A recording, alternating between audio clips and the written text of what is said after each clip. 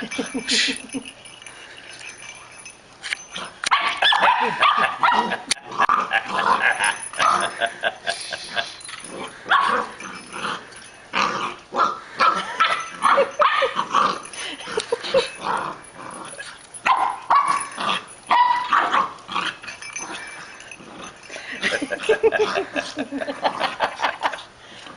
said, well, how do I get a hold of the damn thing?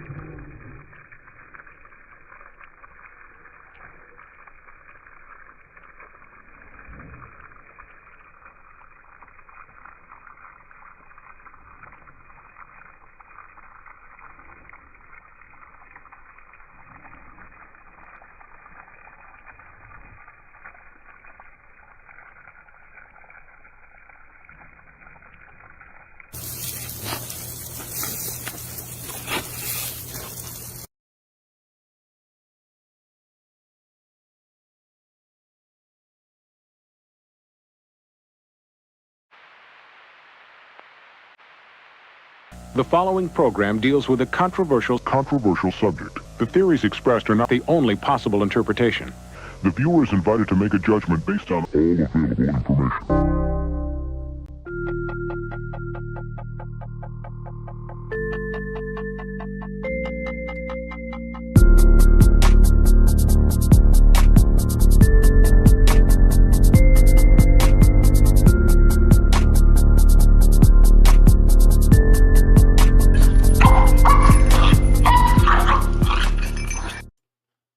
Oh, sometimes it works, sometimes it doesn't. And sometimes it works, and sometimes it doesn't.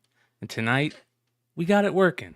We got it going. So, ladies and gentlemen, welcome to another Friday night, another House of Stein Hot 10 show. And yeah, we've got a lot of stuff to go through. And Stein back from on loan to California, to the state of California. How'd it go?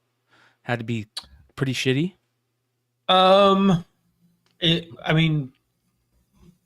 It wasn't where we were. We couldn't get past there was an area in Altadena that was blocked off. We couldn't get back there. It was, even though we had a couple claims back there, but the military wouldn't even let us pass. So, wow. But outside of that, honestly, everybody else, it was just a bunch of trees down. There was, I kid you not, there was a tree that we saw that was down. The stump was taller than the house. Wow. Oh, wow. So God knows how. And the tree that fell is somehow, it was in between two, there was a house here and a house here, and the tree was right in the middle. And instead of falling on either of those houses, just fell out into the street. But that stump was literally, it was taller than the ridge on the house. So it was like 15 feet up in the air was this stump going from the ground up. It was the biggest stump I've ever seen. That tree had to have been 1,000 years old. And they lost it. Yeah. California has like crazy tall trees there. Yeah. So I could only imagine what that's in. Because I've been listening to different podcasts where people, live in the LA area, and they're saying that like, yeah, some houses were burnt down. Others were just a tree fell on the roof, and so it messed up a lot of houses and all that. So it's been interesting to hear. Yeah. The thing that I hated the most is that when I left Ohio, it was 3 degrees. When I landed in LA, it was 67. Then when I left LA, it was in the 60s, and then Tuesday here it was like -7. So I want the warm weather. I can't. Now you got snow there, Yee. So yeah, you know what I feel like now, right? Yeah. So we haven't had snow like that. I don't know if I've ever seen snow like that in Houston. in my lifetime. So it was kind of amazing to see that. I mean, we got what 3 inches here, and it actually stuck on the ground like all day, like which was the crazy part. Like I took my dog out in the morning, like Tuesday, and then the school was shut down, so I didn't even have to go into work. Like I didn't have to work remote either. And then you just saw progressively as the snow kept on coming, and the yard just being covered. I was just like kind of like, I don't think I've ever seen it like this. Like I'm used to like maybe an inch and then it just melting away, but it actually stuck on the ground all day and into the next day. So and then so my dog got to see snow for the first time, which was really exciting to see. Yeah, seeing like that 10 inches of snow in like Panama City and Destin and stuff, that I mean right there on the beach is just it's just crazy, insane. I heard a crazy stat, like Florida got crazy snow. New Orleans also got crazy snow. I think New Orleans had more snowfall than somewhere in Alaska, right? Or something like that. Yeah. Oh yeah. Hey, it's warmer in Anchorage right now than it is in Ohio. Yeah, so jeez. That's crazy. Shout out to Mr. Longshort for the $20 super chat. He says, "What's up, boys? Much love. Keep doing God's work." Appreciate you, brother. Thank you, Ben. Thank you, Ben. Thank you. Hell yeah. So, well, let's get into it. We're gonna try and get through the show a little faster tonight, and we're gonna start it off with our woe/blow books of the week. Whoa. Space Usagi, White Star Rising, issue number 3. The 1 in 10 variant is absolutely gorgeous. Man, this is so pretty. It's just pretty to look at. The colors, the everything about this. I don't even necessarily like Usagi that much, but this is pretty. If I see this one, I'll buy this one. Amen.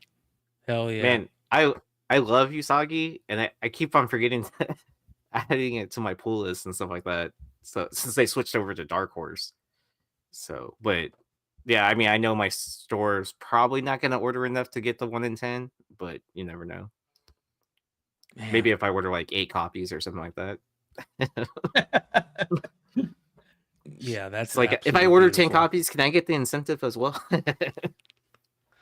So I saw Stan Sakai's got a new hardcover out. I guess it's like the 40th hardcover or 42nd hardcover of his career for Usagi or something like that. It's crazy. And he was showing it off on his IG and the sketches that you get with it. And it's just, Stan Sakai is amazing. I have one of those hardcovers for Grass Cutter. For that storyline. Yeah, because he won the Eisner for that, and and he put a sketch in there. There's like a sketch in there, but I haven't opened it, so I don't know what the sketch looks like. One of the coolest like stories or folk tales that I've ever heard is the story of the Grass Cutter Blade, right? Which is absolutely amazing, and there are stories about those, sacred swords in the world of Japan, and they were supposedly real, so much so that up until World War II they had when you became the leader of Japan, they would pull these swords, these ancient relics out of the tombs they were in, and you would say your thing over them to become the leader of Japan. And in World War II, they were on a ship, trying to hide from the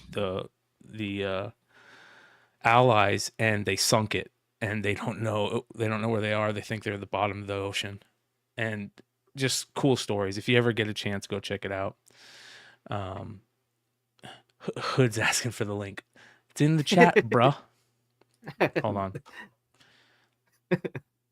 Hold on, brother. You're in the wrong one. Go to the House of Stein one, dude. I mean, it's only been 2 weeks. I got you.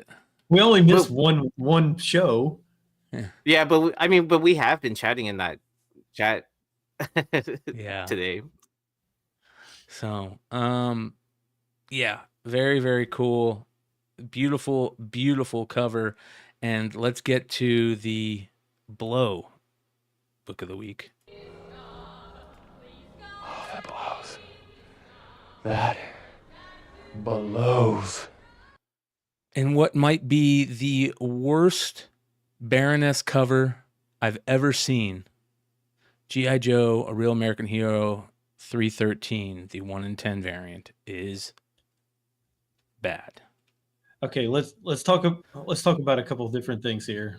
First of all, what's up with the gun in her left hand? Yeah. What is that? It looks like an RCP 90. Yeah, so like it was in like in one of the Bond movies with Pierce. It looks like somebody's glove, like that she just pulled off their hand or something like that. It has a weird grip of how you hold it because it's like it's bullpup. Yeah. Is that how you hold it? Yeah, it like this. The triggers in the she's holding it like this. Yeah, but you have to like also angle your hand the way you hold it. What kind of stupid gun is that? It's a stupid gun. I don't know. Yeah. It's a military gun. So yeah. Sounds like it's a gun for a country that's going to lose. And look how bad the placement of the map or blood or whatever that is.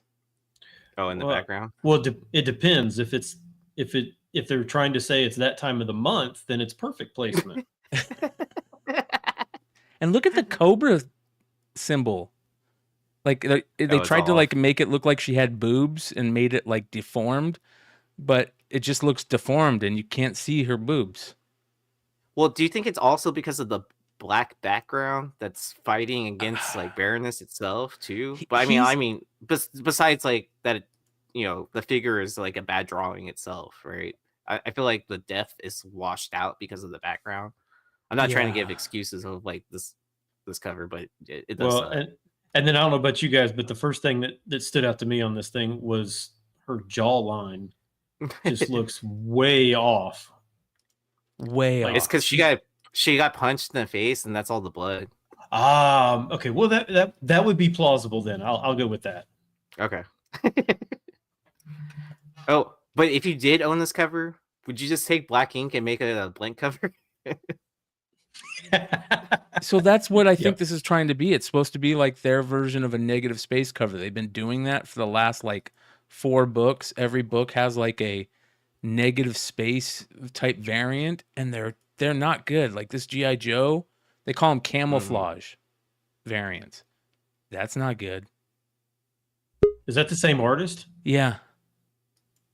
Okay, maybe not have that artist anymore. Hood, did you see this, bro? This Baroness, this is our Blow cover of the week, dude.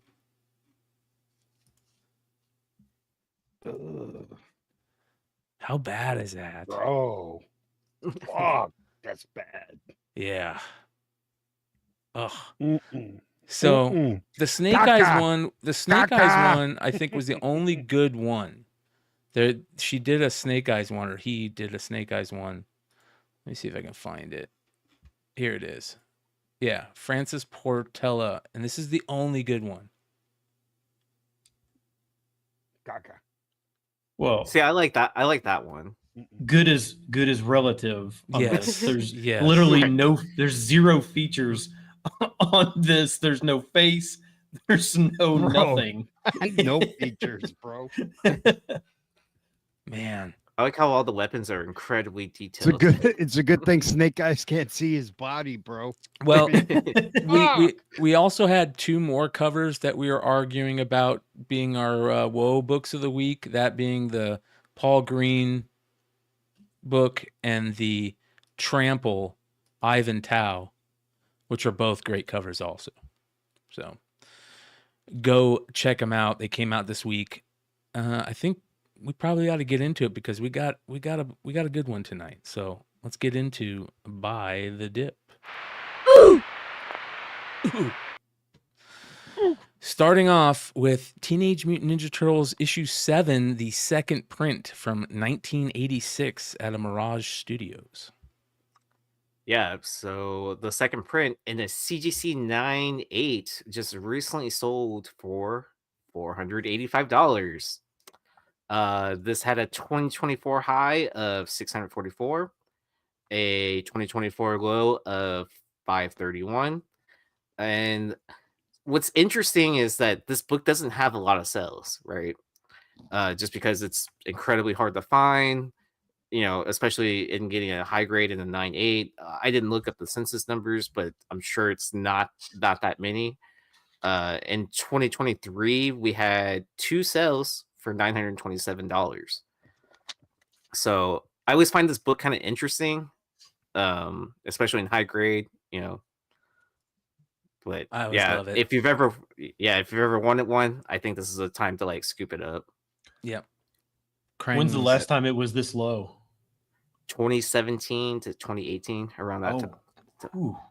Yeah. So long pre-pandemic. time. Yeah. Yep. I don't remember if I wrote the all-time high, but I think it was something crazy during pandemic. Wraparound cover too. Yeah. So, and it's not Krang, right? It's a different version. Right. Everyone says it's Krang, but like I don't even think Krang was in the storyline yet. At that No, point. he didn't come until that first Archie one. Yeah. Oh, it's not Krang? No, it's a different species of that alien. And you said this is a wrap. What does the wraparound look like on this? Let's see if I can find it. I'm just, not that it's that important, but I'm curious now. I didn't know it was a wraparound. Let's take a look. Not like I've ever seen this book in person anyway. So right, yeah, exactly. Like that's why I was mentioning that, even though there's not a ton of sales, but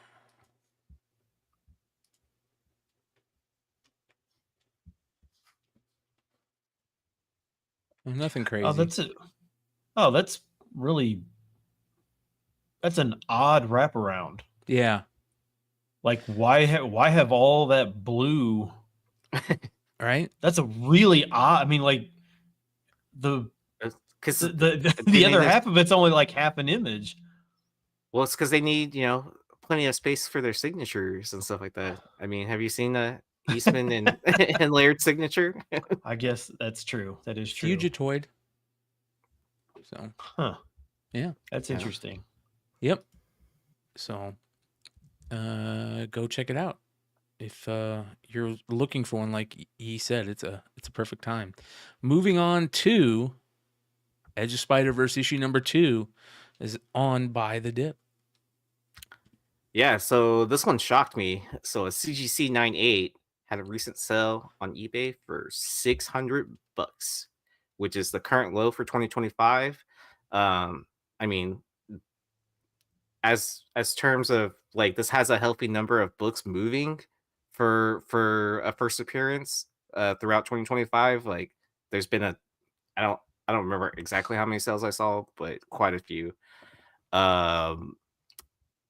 This has a 90-day average of $672.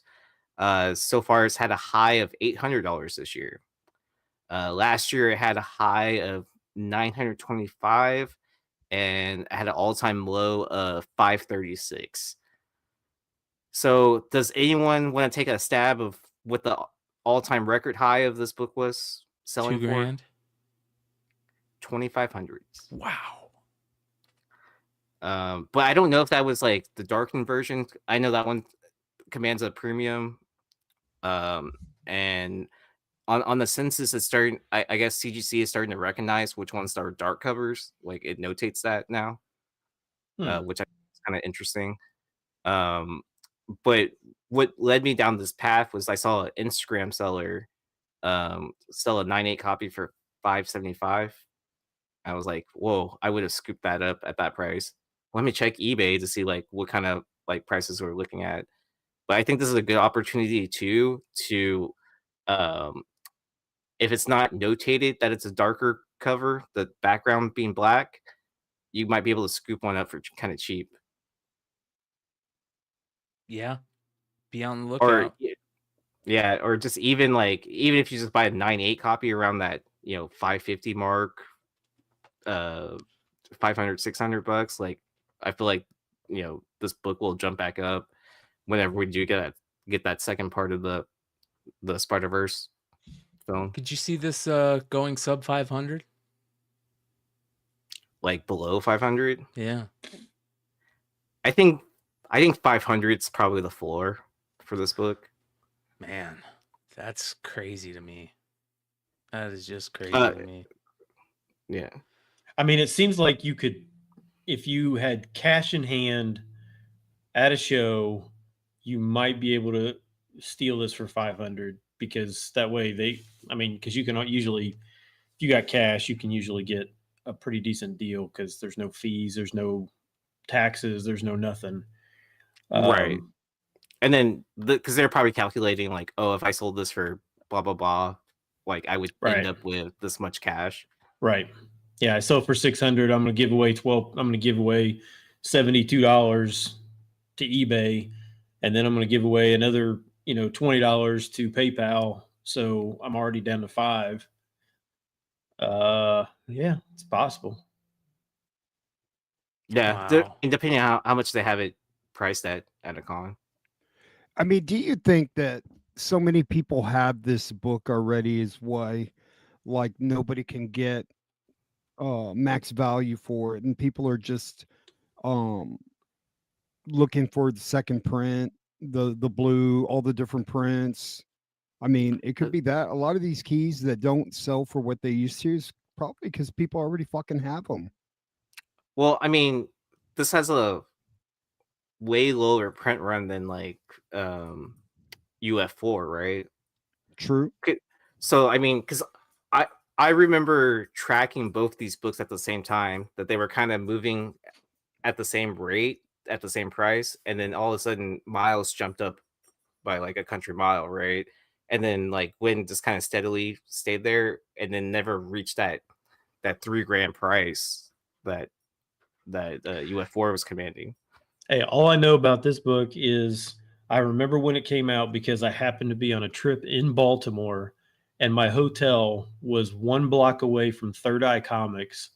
And I went over the day this came out, and it was getting hot, and I went over there, and they had just a massive stack of them, but they had limit 1 per customer. And I said, well, can I come back tomorrow and get another one? They're like, yeah. I went every single day while I was there. I was there for 8 days. I went back every single day and bought another copy and took them all home. So that was the one time I actually was able to but it was only because I was literally a block away from like a huge retailer at the time. I mean, what makes this book go back up? If she comes out in Marvel Rivals? Yeah, I was just gonna say that. I mean, because Rivals is adding, every 45 days they're adding new characters. Mm-hmm. She's gonna be in the Secret Wars stuff. They're gonna bring her along with Miles into the MCU in that Secret Wars movie. I think so that's too. Gonna happen. They're gonna be. I think it depends on who they actually have as the actress. But yeah, that will add to it too, or take away. Yeah. Yeah. We've seen bad casting kill characters many times. So yeah, $60,000 for Edge of Spider-Verse 2 sounds about right. I think that's what Comic-Con was estimating. But then you also think about Miles, which has like what estimated 100 something K or more. Yeah, so it's probably like double or triple. Interesting. All right. That is By the Dip. Let's move on to the Almost 10.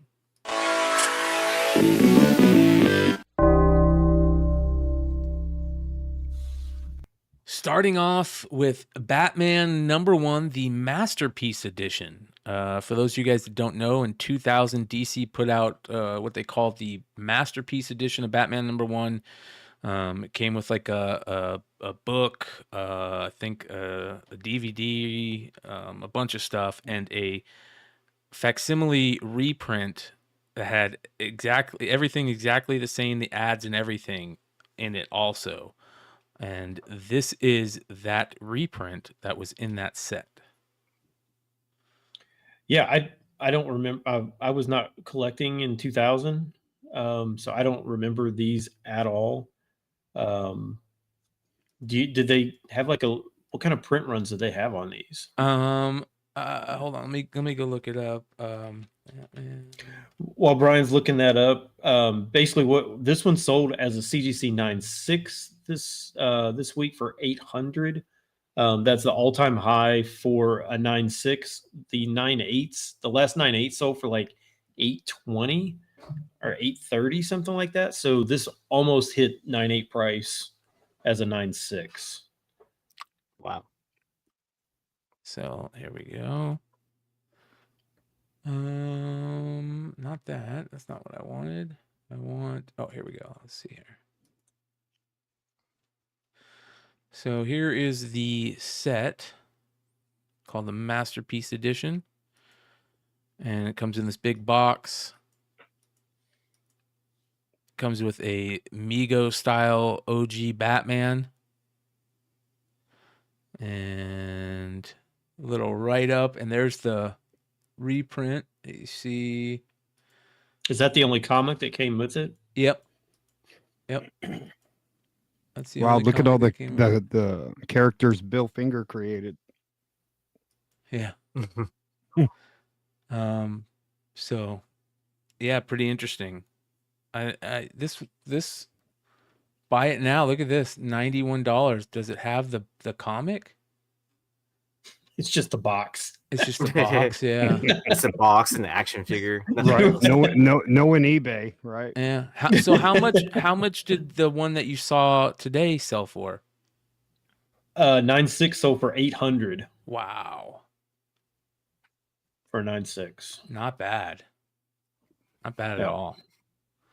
So I don't think that they were limited to a certain amount that I know of, but they could have been like 2,000. Let me see here. Let me see what it says, if it says anything. Justin comes with a is it book? golden age size? That's I don't what she actually said. I don't know if it's like bigger or not. I didn't look. I think it's regular size. It's an exact reprint. So I turned my head. yeah. Buy it on eBay and find out. Yeah. Next, we've got the Eltingville Club, issue number 1 from Dark Horse in 2014, a Evan Dorkin comic geek book about a bunch of guys that haven't seen each other since they're kids, and they meet up again at, I believe, San Diego Comic-Con. And sounds like there might be something going on option-wise for this, because a lot of people are talking about it, but I couldn't find any information on said option for this. It's a very strange cover. The fact that there's a floating head with a floating head on in his hair, with a floating head eating the back of the other floating head's hair. Yeah, why is the guy sweating, dude? And then the kids drop something, but I can't even tell what he's dropped. I don't know what's going on Confetti? here. Yeah, I don't know. But it's a 3-time Eisner Award winner. Well, Evan Dorkin, yes. yeah. He's a. But like 6 months ago, this was a $4 book, and it is now 50 to 80. Mm-hmm. So I'll be honest, I'm not sure I've ever even heard of this book, let alone ever seen this book.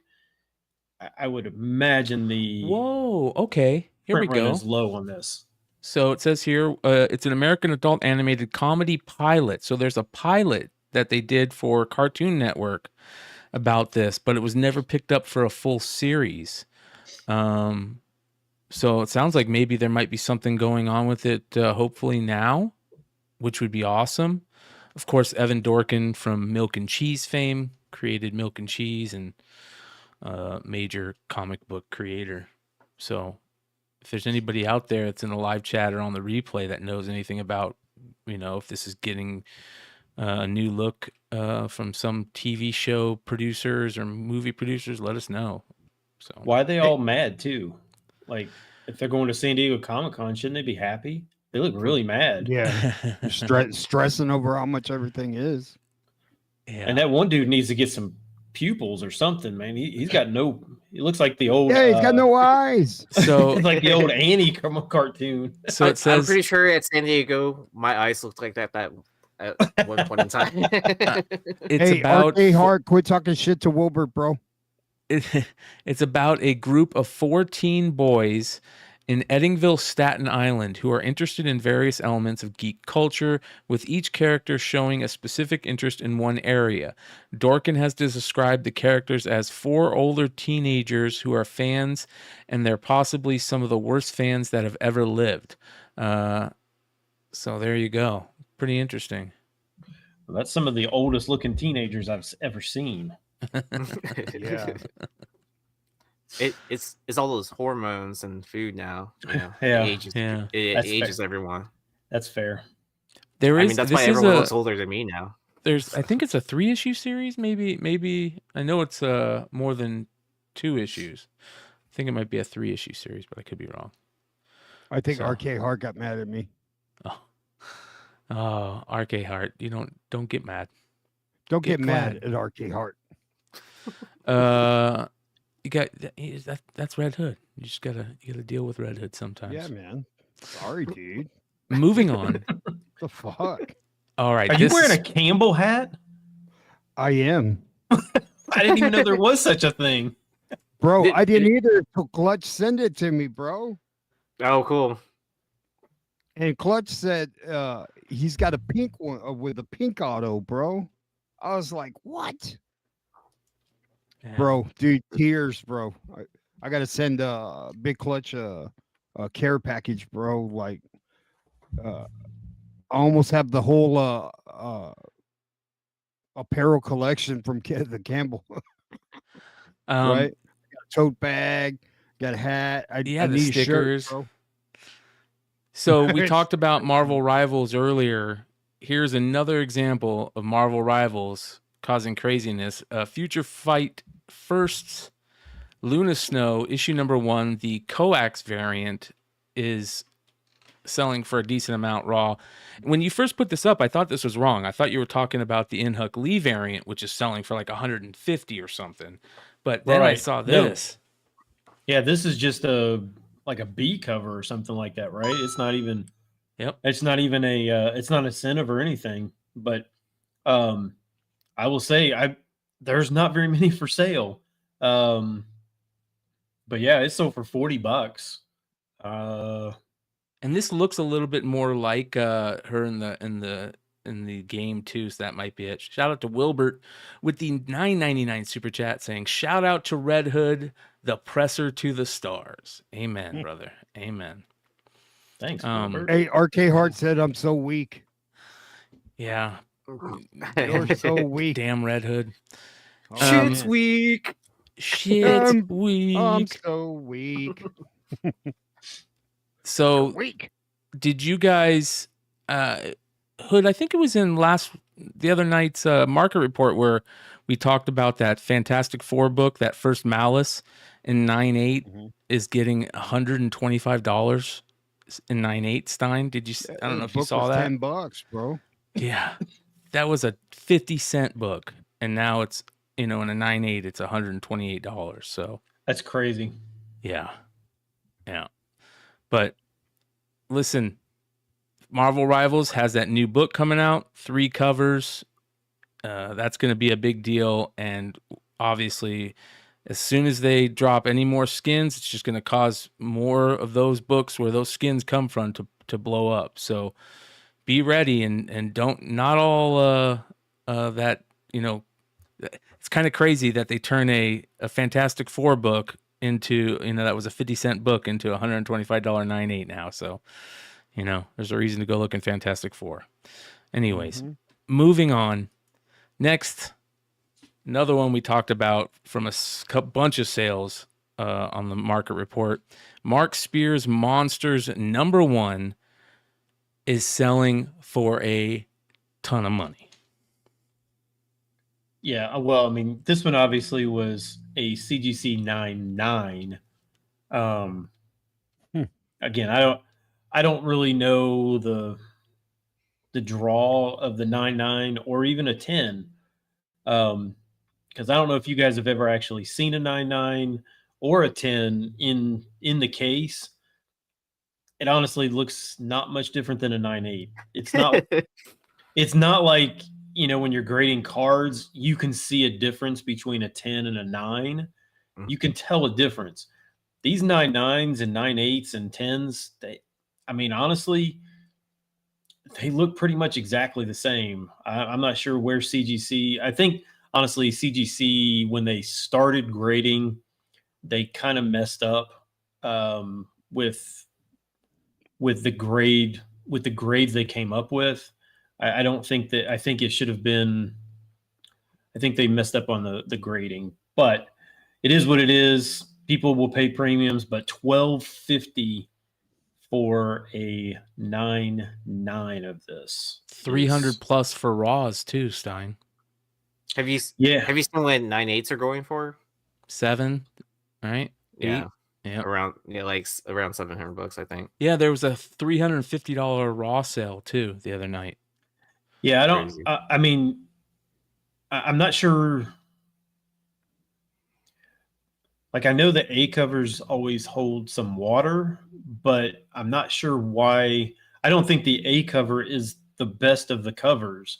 And so if you're looking for the best of the covers, I'm not sure why you would be paying a hyper premium for the A cover when it's got the higher print run as well. I think it's print run. I don't think this has a high print run, dude. I think this has a higher. Oh, I got you. Yeah, it's higher than the other covers, and it's not like I said, of the covers, I don't think it's the best of the covers. It's not. I'm not even sure it's second best of the covers that are there. People have it ingrained in their heads. Cover A, that's first print. That's the one to have always, no matter what the cover looks like. It could be complete shit, and people would love it. Yeah, I guess, but. I don't make the rules, but yeah, I think, but I don't make the rules either. I think this one isn't a cover in the Kickstarter too. So if this isn't in the original Kickstarter, maybe that's a reason. Every other one of the covers is in the original Kickstarter. The one Spear sent me was a little bit smaller than a. Those are the ash can. Oh, okay. Yeah. What are those sell for? That's a great question. Probably a lot. I think I saw one, it was like a preview or something like that. Yeah, it was. I think it sold for a lot. Oh wow! Okay. Redhood's like, I might need to launch up whatnot again. Yeah, right. Yeah, you know me. Once every 11 months. Yeah. But okay, so this is going crazy. Everything else is continuing that trend. How long until does the monster stuff cool off anytime soon? It has to at some point. Well, here's my thoughts on it. Mark has told stories about how he likes to go into comic stores and see if they have his comic there so he can buy it. And I don't think he's caught on in a big way to most comic stores yet. You know what I mean? Does that sound? He's caught on to us and everybody that is into creating content and our communities and stuff. But I don't think the regular comic crowd, for the most part, has caught on to monsters yet. They may have caught on to Mark Spears because of his covers for like DC and Spawn, but I don't think they've caught on for the monster stuff. I bet you could go into comic stores and still find these books on racks in some stores. But that's if they order books from KeenSpot too at the same time. Because I was at my LCS and someone was asking about the monsters Mark Spears stuff, and then they're like, "Oh, we're gonna get those coming in for the next issue," and then, "Oh wait, never mind, we're not getting those," and then they didn't really say a reason why, but I'm wondering if it's like, because I'm assuming Keenspot is distributed by Diamond, and if they're just ordering more stuff from Random House and Lunar is what the shop is doing. I don't know for sure. But dude, he's on fire, man. He did a Hey, bro. He did a. He goes at Brian. He goes into the shop and he goes, "You got any Mark Spears books?"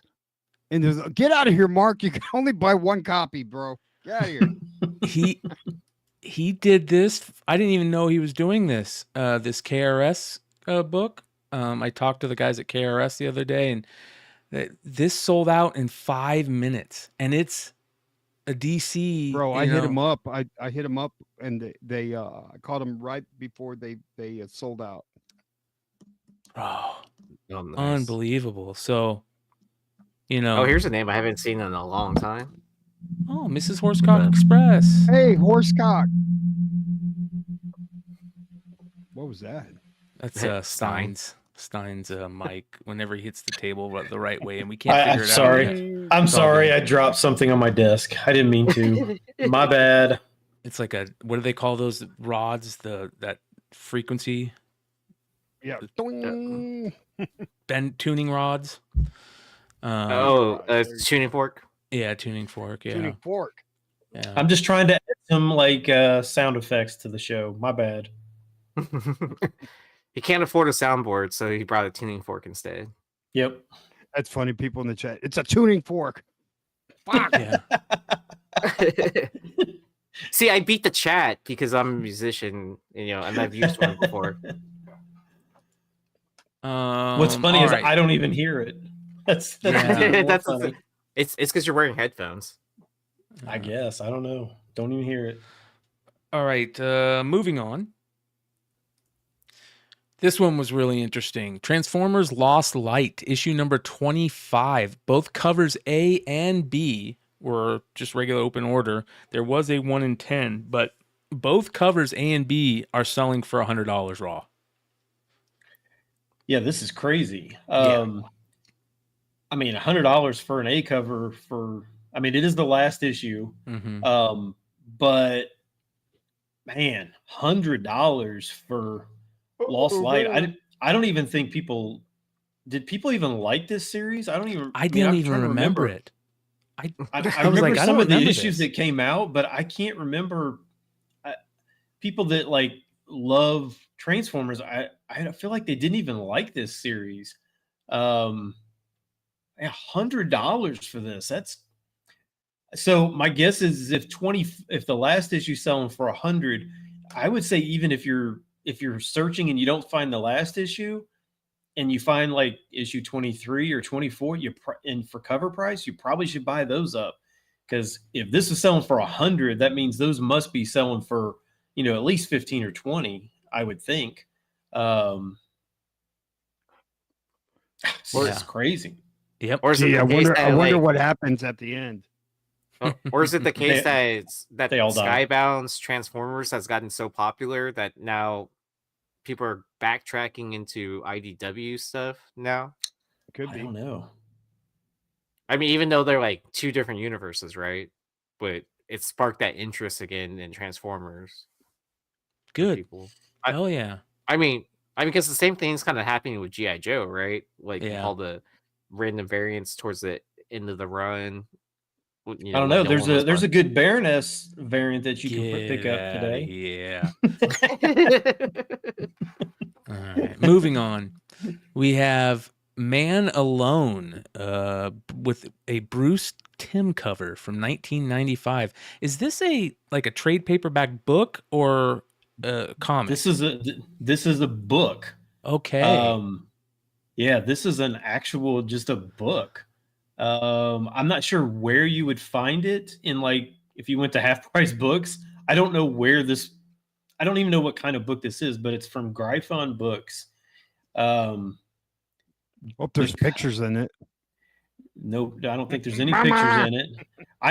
I'll be honest, I don't ever remember seeing this art from Bruce Timm anywhere else. Maybe I just don't know it. The copy that was sold was in really bad shape. I mean, in really bad shape. And it sold for $100. I don't really know what to say. I put it on here just because one is Bruce Timm, but two, it was such a high sale for such a terrible copy. But it's also so rare too that no one has them, right? I would assume. Yeah, I don't know. mean, I don't know if you can get this in some random, secondhand bookstore. I'm not really sure. I'm blaming Josh and Longshort on this one because we had a theme show of like Bruce Timm, like all his, what was it? Like some were art books, some were like this. Oh yeah, where it was, yeah. Did he have? Did they have this one? I can look. Give me a second. I saw some of the stuff he posted on Instagram and stuff like that. Oh, where he had the boil plate? Or yes, yeah, those were good. Yeah. Yeah, Josh has a bunch of that. Really cool. Ooh, Jeffrey, that sounds like a good trade. Or hard boiled. The new Baroness for the one behind me, and that's a tough one. I might have to think about that one. That's the shit you tell a chick to mess with her head, right? Just walk away. I just feel like I'm alone. What are you talking about? Starts taking off her clothes. So we didn't talk about this specific book, but we did talk about the publisher, the Gryphon Publications. Oh, Josh bought it. Josh bought it. Yeah, he's in the chat. He's in the chat. Yeah. There you go. Oh, you did buy this. Well, there you go. I'd never heard of it, bro. Josh finds everything, man. See, collusion. We had to make sure collusion always happens, no matter what. He's gonna pump the shit out of this book now. No, we're gonna pump it for him. Let me change that. Yeah. We're gonna pump it for him because he sold those hard-boiled books, because he had like multiple copies, and I think he was selling them for like what, $1,000 a pop or something like that in 9/8. Where or what was the last cover that Bruce Timm did? Besides some of those, I know he did some of those DC 1000s or whatever, where they did like this 50s, 60s, 70s, 80s, and 90s covers. I remember he did some of those, but other than that, what has he done recently? Didn't he do like store exclusives for some of the Batman Adventures Continues, which was after that? Maybe. Man, you got 2 copies of this, Josh? God damn. He's a smart one, man. I wonder if CGC would grade this. Oh yeah. It's a book. It's they not grade like even books. There's a book grading company, isn't there? For Josh, they would grade anything, bro. I don't know. I think we need to see more Bruce Timm. Yeah, CGC will. Yeah. Wait. Maybe not. Well, couldn't it fall into the pulp category stuff too? Because aren't those maybe? Yeah, they are. Is it a pulp, Josh? It's not a pulp. No, it's from 95. No, but is it pulpy? Is it pulpy? Pulp size. Pulp size. Yeah, that's what I meant. Oh. Is it? I can translate for Red Hood, so. All right. Going to move on to the next book. Invincible issue number 140. Both the A cover and the B cover are getting some pretty pennies on the secondary market right now. Yeah, 140 cover A. What I saw was cover A. $40 for cover A in his little skirt. Yeah, he's wearing a dress. I don't know. Cover B's getting 100 plus raw. So. Wasn't that his outfit when he left Earth or whatever? That right there is his dad. That was his outfit when he went to that club. Well, I mean, wasn't that the outfit when he was on that planet and he had babies with that other species, that green chick or whatever? Yeah, the like crooked looking thing or whatever. Yeah, or grasshopper. Oh, grasshopper. Yeah. So that's a good question. I don't know. This was, I mean, obviously this is late in the run, but I mean, $40 for. I don't know if there's anything specific in this issue. Well, I mean, the next season starting in February, like on time, is scheduled on time. On time. Wow. Yeah. So they're releasing it on the date that they said they were going to. Yeah. It's a lot of that Invincible stuff is starting to move again. That new Battle Beast book is coming out. I suggest everybody pay attention to that one. Oh, I pre-ordered a bunch of the blind bags. Yes, sir. So yeah, I don't know if anyone else did that on the panel, but I'm definitely going on Whatnot with this. Did what? The Battle Beast. There's a Battle Beast solo series that's coming out in April or something like that. Cornbread alert. So they have one. I think it's cover C is a blind bag cover, and the way they're soliciting it is that you can get covers A through I in that, or random other goodies that they have in their warehouse. Wow. Yep. So, yeah. Interesting stuff. That's not Omni-Man. Okay, that's not Omni-Man. I apologize. All right, moving on. Cobra Kai, the Karate Kid saga continues. Issue number 1, the logo 1 in 10 variant. There's also a killer 1 in 25 variant for this. Yes, but this week, this 1 in 10 sold for 150 raw, which is more than what a 9.8 sold for, I think, last year. I think a 9.8 sold for like 140, maybe 130, and this sold for more than that raw now. So this is based off of the Netflix series or the YouTube series, rather? I guess. I don't know. Yeah. It says Johnny's Story, Part 1. Hey, bro, I just threw away $120. That's kind of a weird cover, man. Why does it look off? Because it is. Right? Because it's not on fire like the animation. Yeah, I don't know what it is, but it looks off. It needs some random red blood in the back and a weird gun. Right. And it'll look perfect. You're at a con. Hey, can you write sweep the leg? Mix up the movies and say can you write it? We got to do it for Johnny. Johnny, man? Is it bad that I grew up in the 80s and I was not really a big Karate Kid fan? Is that sad to say? Neither was I. I saw the shit at the theater, man. I remember when everybody was cheering like Endgame at the I saw it at the theater too. The one thing I do remember was everyone was interested in learning how to use chopsticks afterwards. And I had been using chopsticks all my life. Look, I just didn't like them. I thought it was cheesy. The whole thing Miyagi was more Hispanic than Japanese, bro. Yeah. Have you ever watched those movie theories where they actually consider Johnny the protagonist, and then that Daniel was actually, Daniel bully? started all the shit, bro. Yeah. And then, because it's Johnny's in the bathroom rolling a joint. How often do you see potheads getting super violent like that? He was obviously just defending himself. Yeah, man. He poured water on him, dude. Try to steal his chick. Yeah. All right, moving on.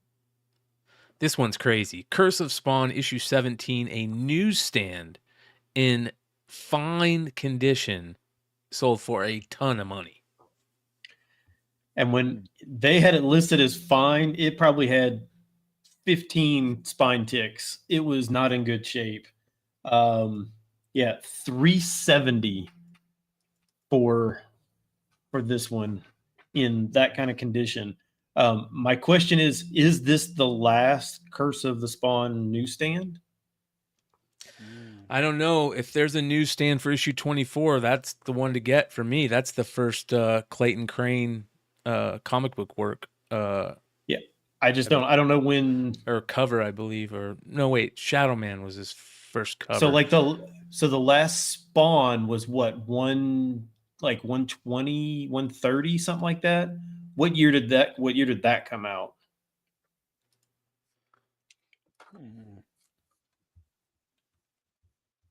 I'm looking on Cover Price real quick to see if they have if there's any more newsstands for it. So they went up to issue 29, 1999. And there's a newsstand for 19, 20, 21, 22, 23, and 24.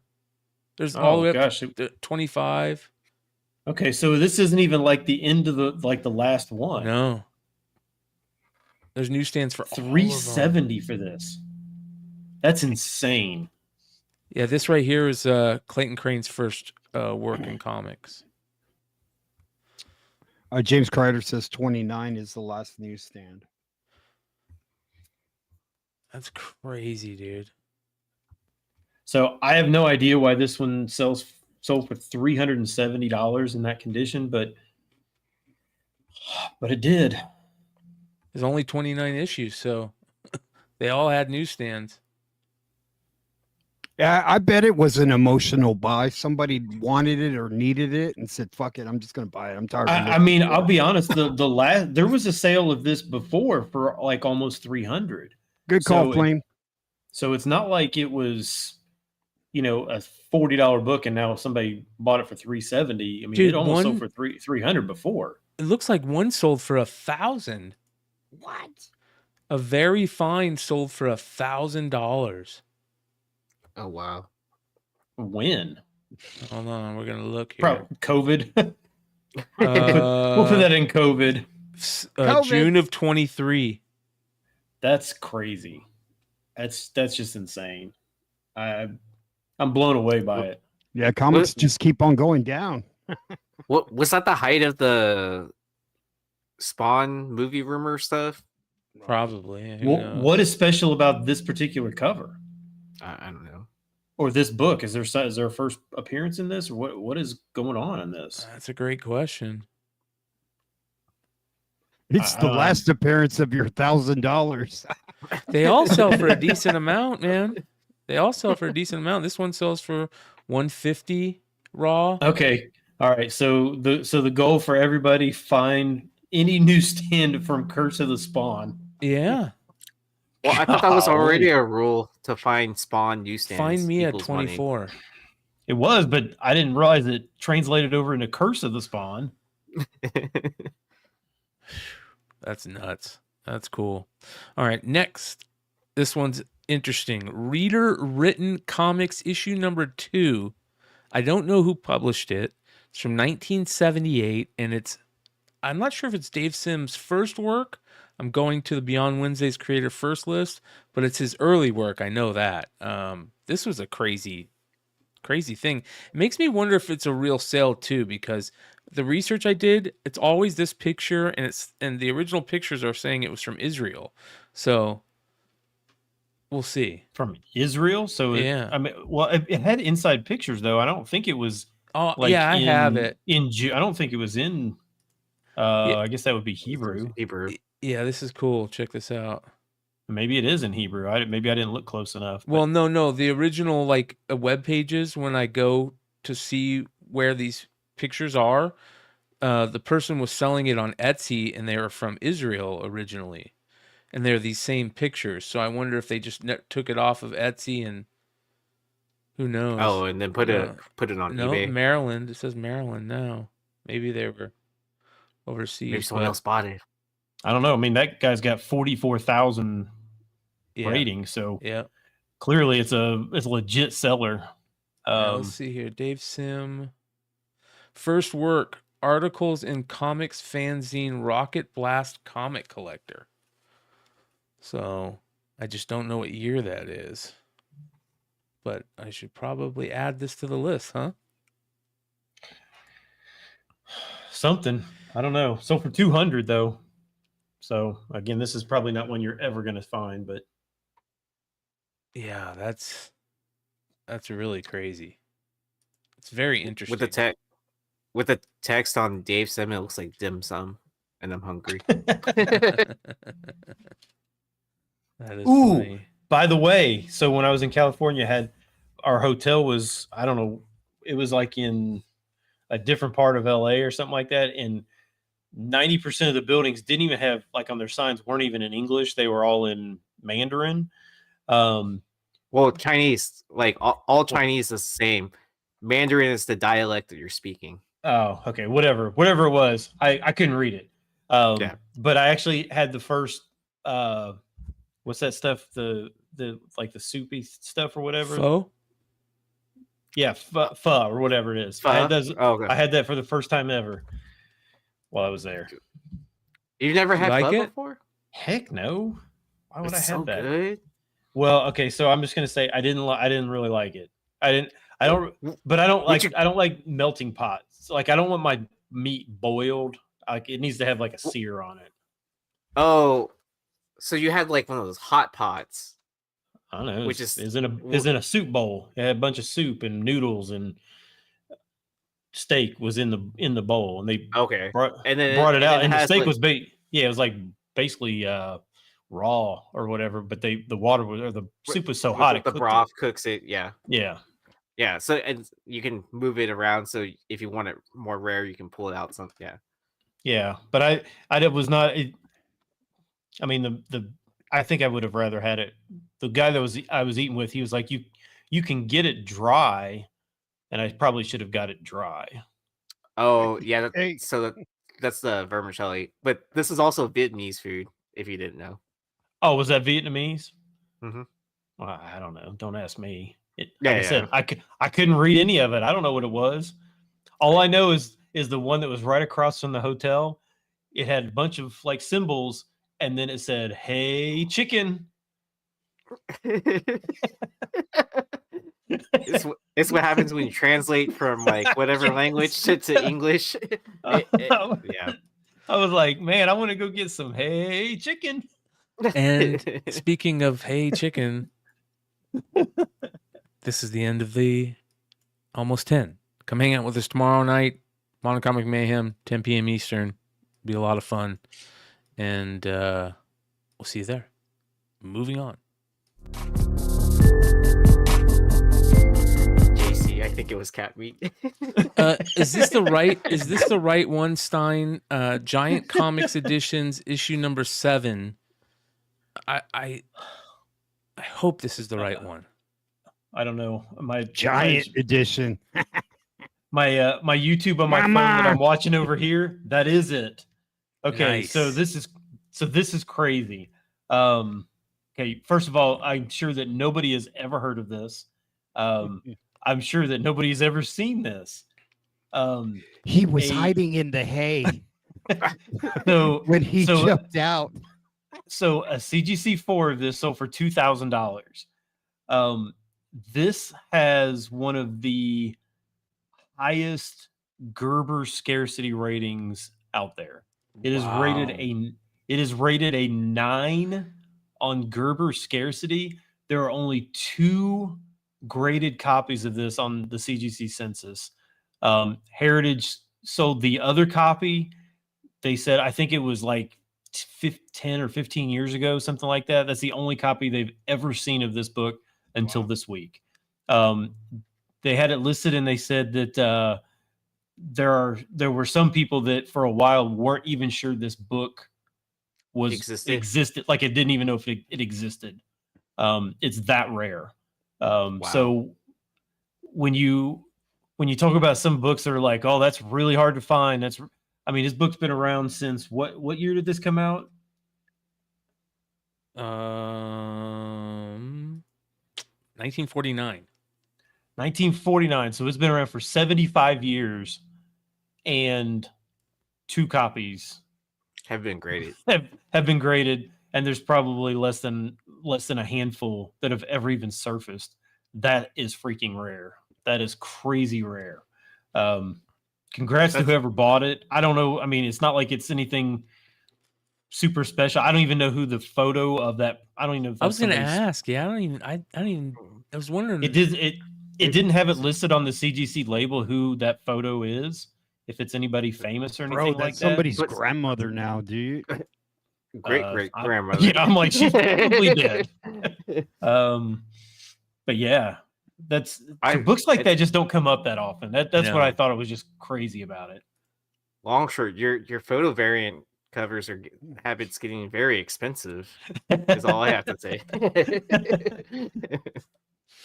So wait, so is that the significance of this? Is this the first photo variant cover? Yeah. There you go. That's somebody's corpse.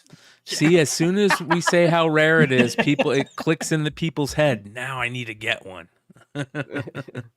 It's rare. Yeah. I need one. I feel your flame brain. You're never going to see it again. That's the thing, is you're just never even going to, where are you going to find it? Yeah. I love shit like that.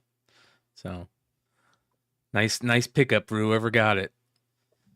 Moving on. Blue-green pass. At number 11, the other honorable mention, I apologize. Ultimate Wolverine issue number 1. First full appearance of Earth 6160 Wolverine. I haven't read this yet. A lot of people say it's actually really good. So I'm interested now. Yeah, this one's selling. It's a $5 cover price. It's selling for $10. Obviously, it's not going to do like Ultimate Spider-Man did. But, it's probably not a bad idea to pick it up. I'm actually kind of surprised it took them. How many Ultimate series did they have before they got to Wolverine? Quite a Black Panther, 4. Fantastic Four. Yeah. What else did they did Ultimate X-Men. Yeah. So and I'm surprised. Wasn't there just an Ultimate title too? Maybe. Yeah. Isn't that what kicked it off before Ultimate Spider-Man? I think so. Yeah. But you would have thought that with Wolverine that it would have been basically right after Spider-Man, right? Oh, but I don't think they realized how well the Ultimate Universe was going to do for them. But still, have you guys been continuing to read the Ultimate Spider-Man stuff? I have it on my pull list, but I haven't been reading it. I got back into it. It's pretty good. It's worth checking out. I haven't read this yet, though. But we'll see how it plays out. I keep on hearing this is a good read, and it's not what you expect, is what I keep on hearing. Yeah. So, all right. Next, at number 10 this week, this is an interesting one. Nightwing issue number 93. The infamous SA issue from Devin Grayson, I believe, back in the day. This book has always been like one of those books that commanded a decent amount that a lot of people just didn't know about. Most people would see this and go, I have no idea what that is. It's basically been like a $35 book, which is pretty good for just a random Nightwing issue, from early 2000s, but this week it's bumped up to 50 to 55. Now, wasn't that a key book, 93, or was it 80 something? This is the one where Nightwing gets raped. Yeah. So that makes it a key. And it was like Devin Grayson's way of dealing with her which is so messed up, right? It is. It is. That should not be. But how crazy is it that they had him being raped, which is even. Well, isn't that what but that's what happened in Invincible too, right? I was gonna say, is that your number 9 book? Is the Invincible book? Hey, David LePage said, oh my god, he goes by a dude. No, by a chick, but it's interesting, man. Hey, bro, I can't, bro. Oh my god. So I think you guys are Yeah. thinking of Action Comics. That what is that Action Comics one? Where he's Oh, got the little God. kid is biting the pillow. Yeah. Oh oh man, my gosh. But we're definitely getting canceled this episode. Let's go. yeah, You know, if take you 1 week off, get canceled the next week. if you guys don't know what we're talking Hey, about, there's some serious topics here, bro. Oh my This- gosh. this is the famous scene from the Hey, if book we're gonna right get here. canceled, I guess Brian's gonna go all out and show it. Yeah. Let's So- do it. This is it right here. You know, it's the after, kind of the after of it. They only show the after, but it was just a interesting storytelling issue. And So is this the first account of pegging? In I don't comics? know if there was pegging that happened. That's a great question. But yeah. Yep. Go do some research on it if you're interested. Heroes Reborn. See, Nightwing got Heroes his cheeks Reborn's on the clapped. same frequency. Yeah. Oh. Oh boy. Oh boy. I really should have rethought putting this one on. Right, he's all like, God, I can't believe I let her do that. Well, $55 plus for a raw copy of this book, and most people wouldn't even double take at this. So No. yeah. Big remote, no means no. Moving on to number 9, Papa Duke #1 from this is the Todd Skull and Naomi Griffin cover. They're also the one that did the Stitches? Was that what it was called? The Stitches one? Hey, it's Will Smith's wife, dude. Was that what it was called that they did? I I mean, contacted there is the stitches. Yeah. I contacted Naomi Griffin, and I think she's down to come on, to a show and talk about. I asked her if we could get Todd to come on too. I would love to hear about how they create their art, because their art is amazing, and they both do their own covers, but then they'll do these ones where they team up together, and they're just great covers. And looking at their stuff, I want to see if they utilize any AI aspects in it, because there is a big, and I'm not saying that's a bad thing. You guys know my thought process on this, but I don't want this to turn into another ZAF because people aren't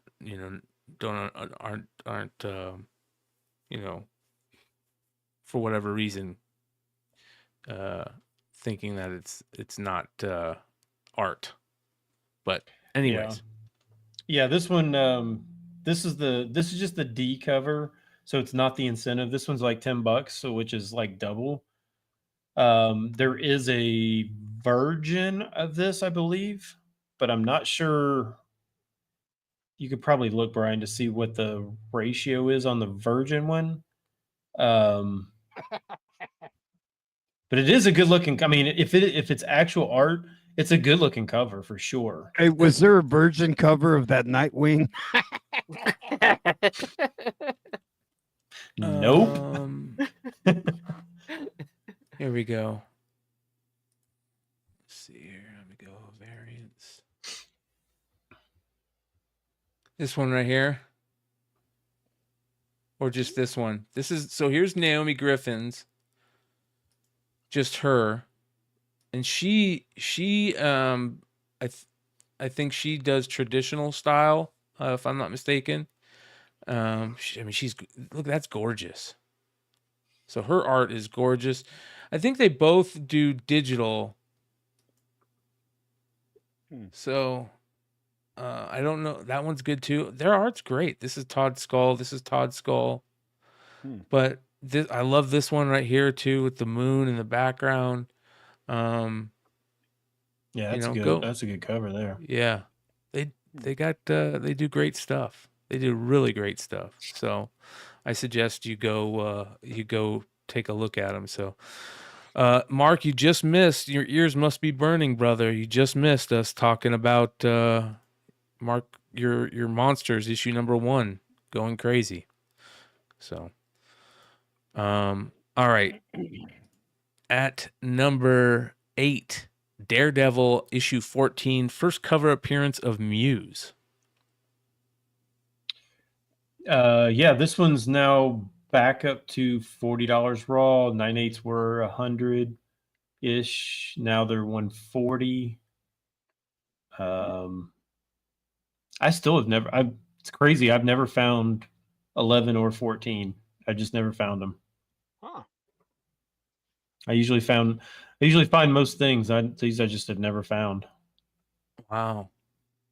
I've never seen these either. So I like this character. It's going to be very interesting how it plays out. I think Daredevil is going to be fucking good. I'm really looking forward to it. Hopefully. Yeah, it's going to be Yeah. I just keep my expectations low. So if something is above that, it's, it's good for me. So, because I've done that before where I set my expectations super high and then it didn't even come close to that. And then, so I started, backing off and great Dan Panosian cover too. I didn't even realize that was Panosian. Yeah. Yep. No wonder it looks so good. Oh, that's why no one can find it now too. Yep. Raws are selling for 40 plus, 9/8, 140 plus, so not too shabby. Too bad. See how it plays out. See if this continues on the list.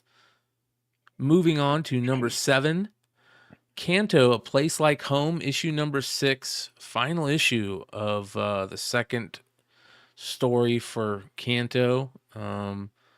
This is the Flops Comics variant. Shout out to our boy Flops Comics over in the UK. We were talking about him the other night on the show for Wednesday night, and we couldn't remember.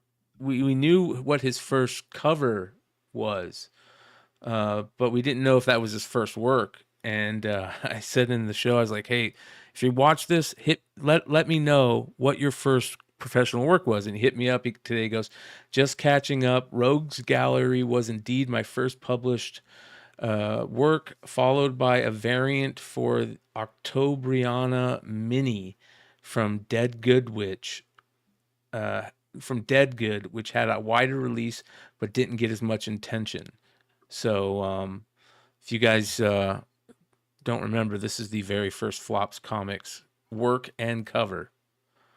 So nice. It was a third eye book, but his art is just, it's like, I think really, really good artists, they also have that thing where their art is very identifiable. They have this, jock, they have this Bill Sienkiewicz. They have this style. They have certain elements of their artwork that carries on throughout all their work. Yep. Except for I would say this Cantu does not look like any of the other Flop stuff. No. Do you know what this cover looks like? It looks like are you familiar with the IP Cuphead? Yeah. That's what this looks like. Like all the art. It's also kind of an homage to all those famous Castle Batman books, and with the castle in the background. Yeah, that's a good call, Brian. So, shout out to David Boer, who lost his home and had to have emergency heart surgery the day after he lost his home in California. So, he's the writer of Kanto and co-creator. Hopefully we'll see Kanto and something else soon. Great character, great IP. Just waiting for the right opportunity, whether it's animated or whatever they can do. It's ripe for some type of kids show. Oh, that's really cool. His friend made Cuphead. Who's did? David. Oh, nice. That's awesome. Yeah, Cuphead's amazing. All right, moving on to, how much are these selling for? 30 to 35. That's what it is. Cannabis. I apologize. Moving on. Number 6. It starts. Pinup Apocalypse. Issue number 1. The Is it Tarvson? Tarson. The pinup variant. So, Mama. it's a 1 in 15. Yeah, this one's selling for 30, 35 ish. So more than double. Tarasov. Ratio. Thank you, David. Tarasov. Do you guys like Beautiful. this one? I love I it. like it. Yeah. Mm-hmm. Every ratio variant for this issue is a good cover. By Bro, the she's way, got fried chicken on the towel, bro, and a burger dude, it's just with onion rings, dude. Like, And fries. bro, and it's straight up fire. Yeah, it's crazy good, man. I got some chicken. But the real question is, she bringing all the milkshakes to the yard?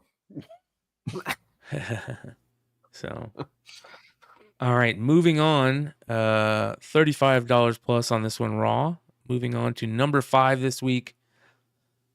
Mark Spears Monster, issue number 2, the second print, creature black and white, 1 in 20 variant. Was this a web store exclusive? I No. thought it was, No, I don't. I think it's just a ratio. Just a ratio. for a second print, right? Yes, for the second print. Yeah, $50 for this one. Not bad. Not bad at all. I actually like the regular second print cover better than this one. Yeah. That second print is awesome. This was a store incentive?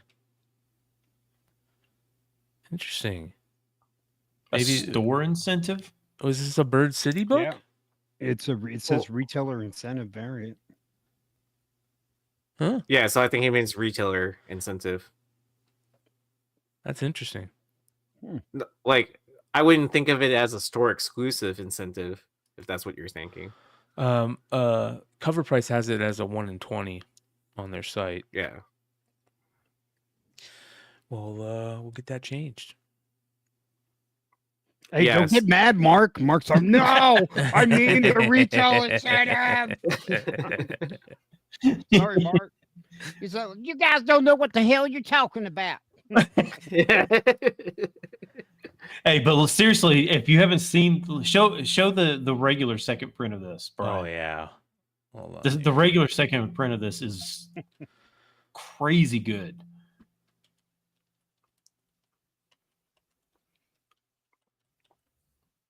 Like if I was looking between the two, I would just be buying just the regular second print. Yo, Heroes Reborn, if you didn't know, metal's always for the high rollers.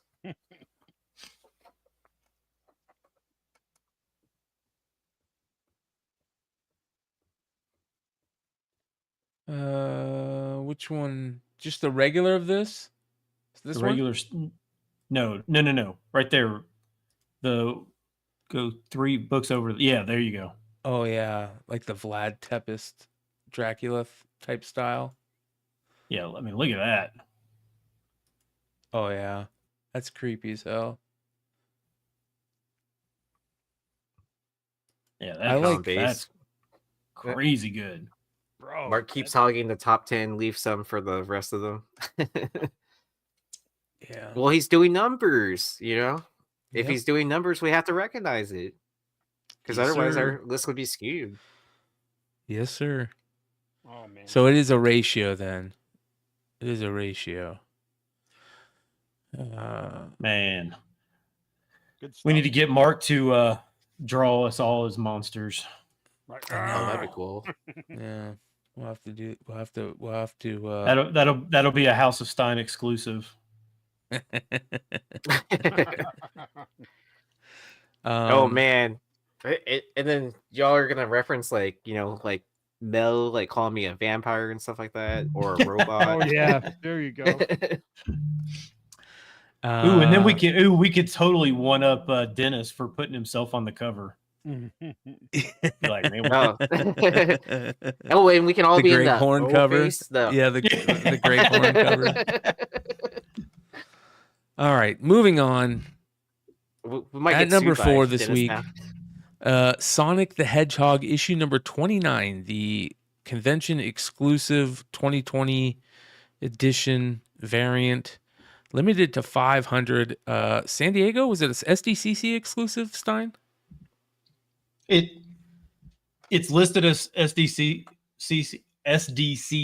not 3 C's, exclusive, but on the cover it just says convention. So I don't really know if it's. So that means you could have bought it on the website, probably. Probably. Hey, Mark says he's got some news about issue 3. I'm gonna shoot him. I'll shoot him the link if he wants to jump on. He's more than welcome. Let's get him the link. But yeah, this Sonic book was like $50, and now it's 150 to 200. Is it because of the movie? Yeah, That's a I don't know. yeah. Isn't that character new in the movie? I do not know. I'm going to. I'm taking my nephew to see it tomorrow. To see Sonic 3. Does it come out this week? No. It's been out for a few weeks. Interesting. It's a cool looking cover, though. Yeah. If you like Sonic. Which there's a generation that's like, just hitting their stride and getting some spending money. So I imagine that they're all over stuff like this right now, So I think I don't know if there's a first appearance in this or what, but interesting book. Speaking of the devil, ladies and gentlemen, Mark Spears. Mark, how you doing, brother? Hey man, I'm doing pretty good. How's What's it going on? How you doing? I wouldn't call him the devil. No, I hadn't watched the whole show tonight, man. I don't know what y'all already said. If y'all been talking about me or not. I'm sure Redhood's been saying stuff.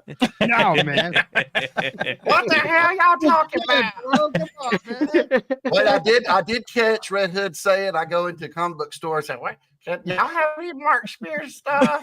I got that. Mark, you can only take one cover this time. Damn it. Oh, man. I'm gonna flip that on eBay, man. So you might know someone, right? Here's my news. So I got my issue 3 today, right? I got my copies of it, which I get about 20 issues of like the normal covers that go to retail stores. Mm-hmm. And then I get maybe like 3 to 5 of like exclusives and stuff like that. So I have something of everything.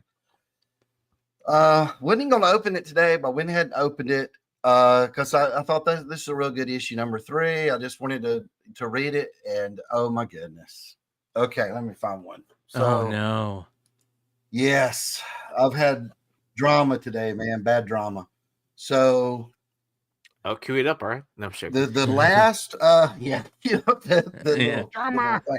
So the last 3 pages were like a surprise. They were new pages that were not in the Kickstarter, and they were supposed to be black and white, and it introduces the character. I go to look at them, and they look horrid. Oh, I mean, no, horrible. No. At first, I didn't know what was going on, so I cracked up and everything and started looking. So it's not like a printer issue where they printed the wrong file or got the color wrong or something like that. What has happened is it's almost like all you have printers, I'm sure, at home or used one. Do you know, like when you print something in black and white, it looks like black and white. They have grays in them, right?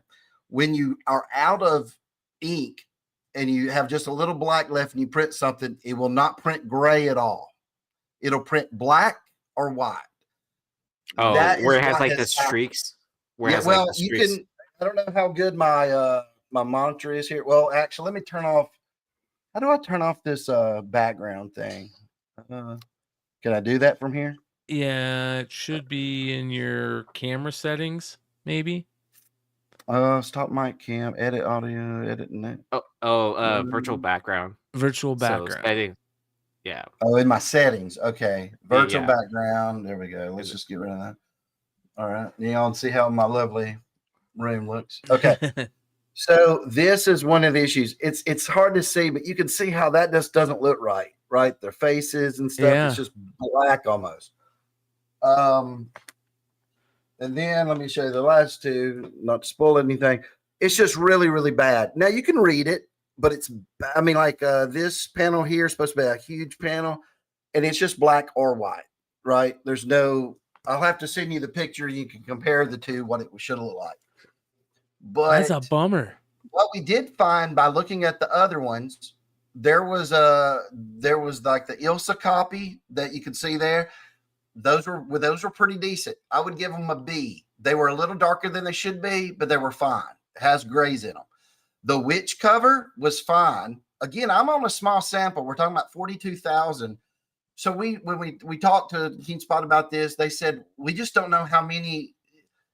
Probably what happened was it was perfect at the beginning, and at some point in the printing process, it started messing up, right? So there's going to be variations out there.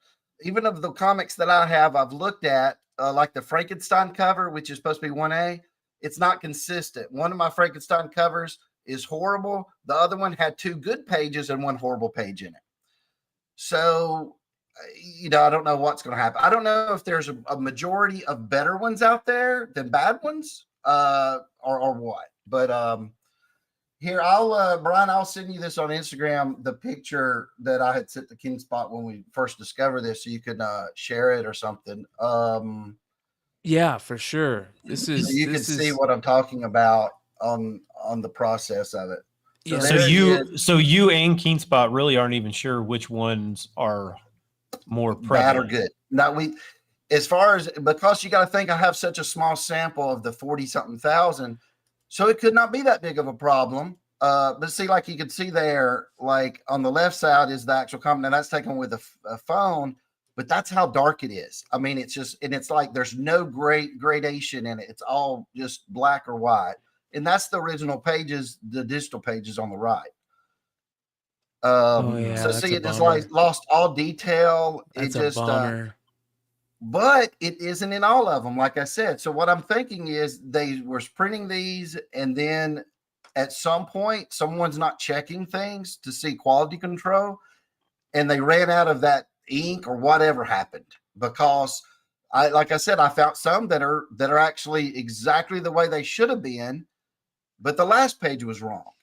So that means they're not all printing at the same time. What I'm thinking they're doing, right? So they print page whatever, like 1 and 24, right? I guess that's how it would go, the first and the last, whatever. They must print those all at one time and get 40,000 of them. Yeah. Right. Then they go to the next one. And then at the very end, they do the covers and stuff. So I'm thinking there is some out there that will have all 3 good pages. And then there'll be some out there that have all 3 bad pages. We could read now it's the printer's fault. So they'll have to reprint this. But the people who got store exclusives probably won't even want that because they're selling it for the cover just about anyway, right? Stores, I don't know. Now we can fix this, if we do a second printing or something. But man, it just crushed my soul because I'm like, I care about the story so much, and people are seeing this, and it's not the way I intended. So it hurt. And we'll probably post something about it next week. I was talking to King Spot about it because at first I was like, let's pull them all. And he goes, Mark, this is 40,000 from Diamond, and Diamond's already, I don't have to say that they have some troubles going on right now. Yeah. So I'm just hoping it doesn't hurt too bad. I hope it doesn't hurt for sales of number 4 because people go, oh man, the quality. We are probably going to have to switch printers just because you can't have something like this get through. This is a bad problem. But The rest of the issue is fine. It's just these 3 black and white pages. And then y'all were talking about issue 2. Y'all just mentioned it, the incentive cover and the regular cover. I just cracked those open tonight because I had not opened those yet. Because I'm thinking it's a second printing. It's going to look exactly the same. The black and white pages of Dracula at the very beginning are printed very light than what they should have been. There's no excuse for that. I don't understand. It should be consistent, right? From one issue to the next, you're using the exact same files that you're going from. So that one, to me, no one's brought it to my attention about number 2, second printing being lighter. It's still readable, but that's not how I intended for people to consume it.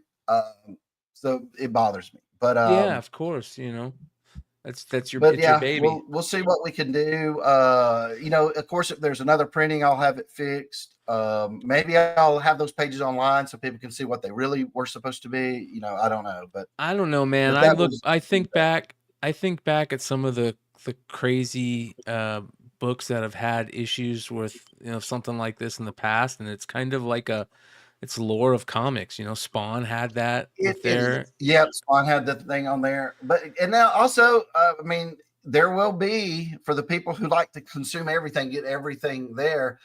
There's variants now of this. Yeah.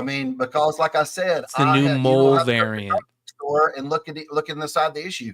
I've seen some perfect, and I've seen some not good at all. So you might want to search them out. So in the end, collectors might love it. Right, because now you've created, how there was that mole thing that happened. Well, now you've got the 3 pages inside that are good or bad or whatever. So again, I feel bad because that's my baby. I hated presenting my baby out there like that, but it is what it is. I can't control it. I think that it's definitely going to have a second print. I think we all know that. Lisa, shout out to Lisa Noble in the chat that said, it's hitting a second print. Well, with all the nominees and everything, that has, been tough. But yeah, that's a great point. We're looking at other things to do. But I do think they were telling me today they believe, if everything goes right, that our number 4, even with Diamond having all the trouble, will be such a big number that you won't believe it. What I heard today almost brought tears to my eyes. So if that happens with the conditions going on at Diamond, that's crazy, right? So we'll see, but it would be over 40,000 for number 4, way over 40,000. So I don't know. Number 4. That's what they're telling me. I don't know yet. That's crazy. I hadn't seen. That's awesome. Congratulations. Congrats. I'm hoping it does, because that's the thing. The dream would be stop doing everything else and concentrate on the monster series and all the characters. So that would be one for number closer. 4, Mark. Right here, bro. Here you go. Huh? Which one? Start right here. I love the Frankenstein medal. Oh yeah. I love that Dracula cover. Yeah, the Dracula. It'll be great when it's... Yes. The Dracula. Mark, are you going to start doing like individual series for each of the characters? My goal is to do that eventually, because I have lots of stories to tell on all those characters. I've been floating around doing like a Pecos Bill story, just have like a one shot. And then, because a lot of these characters have been around a long time in my universe. So I can have Pecos Bill from 100 years ago. I can have it from 50 years ago. So that way, if you do that, you don't have to read that to understand monsters, but it would make your enjoyment of it even better, right? It would make it richer. I ordered 25 of this cover. I better get it, Mark. Hey, Mark, I got a question for you real quick. So, yeah, when I talk to a lot of my friends who are musicians, like if they're in a band and they're like really at it, whether they're writing something, they'll try not to listen to other music. Do you read other comic books, new books that are coming out right now? No, not even like what I'm doing. Like if I do a Spawn cover or a Thundercats cover, or I've never read an issue of the new Thundercats yet. One, I don't do it because I don't want that to influence me a little bit. I also don't consume any media that's besides, like I've said that before, like your shows. I watch a couple other shows, but that's it. I can't because it sends me down a rabbit hole to where of negativity and stuff. Like if somebody's saying, "Oh man, I like Mark doing this, but I hate him doing that," but then I start going, "Oh, should I not do that no more?" So it's I try to avoid anything like that. But yeah, I don't consider now. I'll keep up with covers because of what's in the top 10 and stuff, so I can see what other artists are doing a little bit. But I try not to let it influence me or anything like that, because I don't want to look at somebody else's art and go, "Man, that's so good," and I suck. So I just focus on my lane and what I'm doing. So well, but, I think you're doing just fine, man. And yeah, dude, you're doing great, dude. I don't see a problem with those last 3 pages at all, bro. well, like I wouldn't be reading it and go, "Man, this sucks. I'm never buying bro." it Do you see the colors on these last pages? That's your fear, though. Well, King Spot said, "Well, people might think it's a stylistic choice," and I'm like, "Man, but people gonna look at that and go, this guy's crap. I'm done reading this," and throw it down. That's my thinking, right?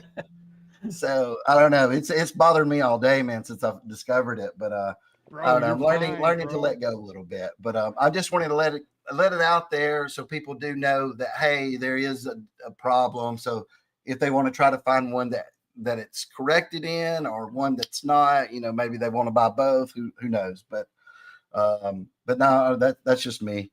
Well, But we appreciate it, man. That's why we love that you're able just to jump on like this and give us these updates. It's really cool, and we appreciate it a shit ton. Oh, you're welcome, man. If you don't care, I'll sit over here and just watch the rest of the show. We would love that, brother. Hell yeah, bro. Absolutely. But I mean, I don't want to consume your time. But you know what?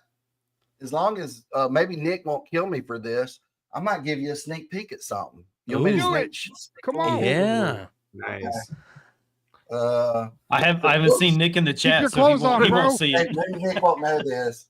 Let me make sure I don't have nothing too much over there. But can you see that? Oh wow! Look at that. That is gorgeous. That's what I'm talking about. What the fuck? That's badass, dude. You know what? I'm gonna do you one better, just because this is actually going to be an exclusive, I think. Anyways, so I am going to take a quick picture, send it to Bryan. Bryan can show the real image of it. So we're going to give people a really neat peek tonight. I hadn't turned this in yet to Nick or anybody either. So let's see. So is this first time publicly viewed? There was something interesting that we talked about not too long ago, but you had people sending around the foot variants that I talked to you about. Can you explain to everybody about that? The 3-foot werewolf, Yeah. or 2-foot werewolf. It's both. So I was actually, man, I really considered adding that to my story, where the kids that are in my story are talking like, hey man, what if there was a 3-foot werewolf? Like just play it up, like just make fun of it. But what happened was, December was rough. I was doing a lot of covers, and there was a store exclusive that had it was an homage cover to maybe Miles Morales' first appearance. Yeah, the Drajevic variant. I wasn't really familiar with the cover, and it has the werewolf on it with a bunch of the monsters around it. And right at the last day, I decided the werewolf, because I had him on a different layer than everything else, needed to be a little bit bigger, so I made him bigger. And I didn't realize that Frankenstein on his coat still had some of the werewolf's foot when I moved it down. So no one caught it. King Spot didn't catch it when I sent it in. The store didn't catch it when they looked at it. And then the printer didn't catch it when they printed it. Only when it went on pre-sales, I think, on Instagram, people started saying, hey, that dude's got two werewolf feet. So we fixed it that day. They're recalling them, I think. I did get one in my it's my thing because they had sent it to me when they sent it to them. So I'll have to find it and show it to you one day. But it's just basically it was a layer that was, you know, unclicked. So and that happens. But yeah, that was the big controversy of the 2 foot werewolf. Yeah, and what was cool was the store was actually really cool about it. They wrote and said, "Hey, just want to let you know this happened." He said, "I understand you. They're already printed. Do you want to create a character that has 2 feet on one side?" And I'm like, "No, man, that's good. Let's just let's get them reprinted for you." You know, we fixed that, and because it was our fault. So that's dope. But, man, that's gonna be rare. It is because they recalled them. KeenSpot recalled the books, so yes, that's going to end up on Recalled Comics is like ultra rare. Yes, it is. So the ones that I have will probably be CGC'd immediately. Very, very. Do I send mine back if they're recalled? Where do I send them to? I would not do that if I was you. But on that, but again, I like making fun of myself a little bit, so I might add that to the story. Heck, I might even do a cover where on purpose I do a 3 foot werewolf, just to like a wink and a nod. That would be great. That would be hilarious. It was kind of funny. Look at this, you guys. That it's not finished yet. I'm still tweaking it, but I think that's going to be an exclusive for the con that's here locally in Huntsville in April. So I'm doing a cover for Thundercats and that at the same time. So they'll be in the same pose, but that's like a different expression and everything than the one Nick will have for Thundercats. That's great, man. Hell yeah. It looks like. Hell yeah. Yeah, I think I'm getting better at lino. The more I do a character like that, I finally get to where I'm going, okay, I can get the hair down better and the facial expressions better and stuff. So I like that. That's my favorite Thundercats cover I've done so far. The Mumra is really good, but that's my favorite lino so far. So people are asking about, they've been asking quite a bit about it. The word on the street with the t-shirts. Have you said what is going to be on the Kickstarter t-shirts? Oh, it's just going to be the logo, Mark Spears Monsters in white. It's just a very soft fabric, and that comes out a little bit. I don't have one here, but I have a red version of it that I had printed, and I thought I'll do this just for the Kickstarter people, and it'll be a white version. So it's black and white, and it'll just say Mark Spears Monsters with the logo and everything. That's dope. As for T-shirts of the characters, soon, I would think. I don't know how soon, but you might be able to go into a Spencer's Gifts in a mall and buy Mark Spears Monsters t-shirts. Oh shit! That's getting finalized in today now. So that would be really cool. And I might be doing some artwork for some other IPs for Spencer's. You know how they have the t-shirt wall. So that'll be really, really cool. So, man, you're going to make me go back into a Spencer's that I haven't been in 30 years. It looks the exact same as it did 30 years ago, I promise. Does it? Smells like, yeah, smells does it smell like it? Yeah, dog champa. Yeah. That's funny, man. That's great. All right. Well, I don't want to hog anything. I'll just sit over here, keep my mouth shut, and watch. No, watch the man. show, yeah. If you got any thoughts on anything, jump on in. So. All right, let's do this. We talked about number 4. Number 3 this week is Fantastic Four issue number 28, the Momoko Marvel Rivals variant. And I think as soon as we all saw this, we knew this was going to be a big book. You know, Hood said it the best. Bro. Yeah, that shark looks great right there. You know, it's a happy little shark. So, why did they decide to go different? Like with all the other Rivals covers, why did they go different on this one? Great question. Momoko, she's allowed to do whatever she wants. This is a good Momoko, though. This isn't bad. You know, it fits her style perfectly. Yeah, but I mean, like, I understand what Stein is saying though too. That like your first 3 covers were like, you know, in that design, video game design variant, and then now you're just putting like the Rivals title on this, and I mean it's based off of the characters too, right? But then it's in a completely different style. But I mean, I'm assuming it's a different artist too. I My don't know. Moko. Great characters too. I mean, what's her name? Galacta? Is that her name? I don't know. I haven't played the video game forever, so no. I can't remember the Galactus. Is it his daughter or what? Something like that. Anyways, the game is such a big deal right now. I mean, it's breaking records. It's going to continue to break records. It's fun to just watch. It's a lot of fun to just watch.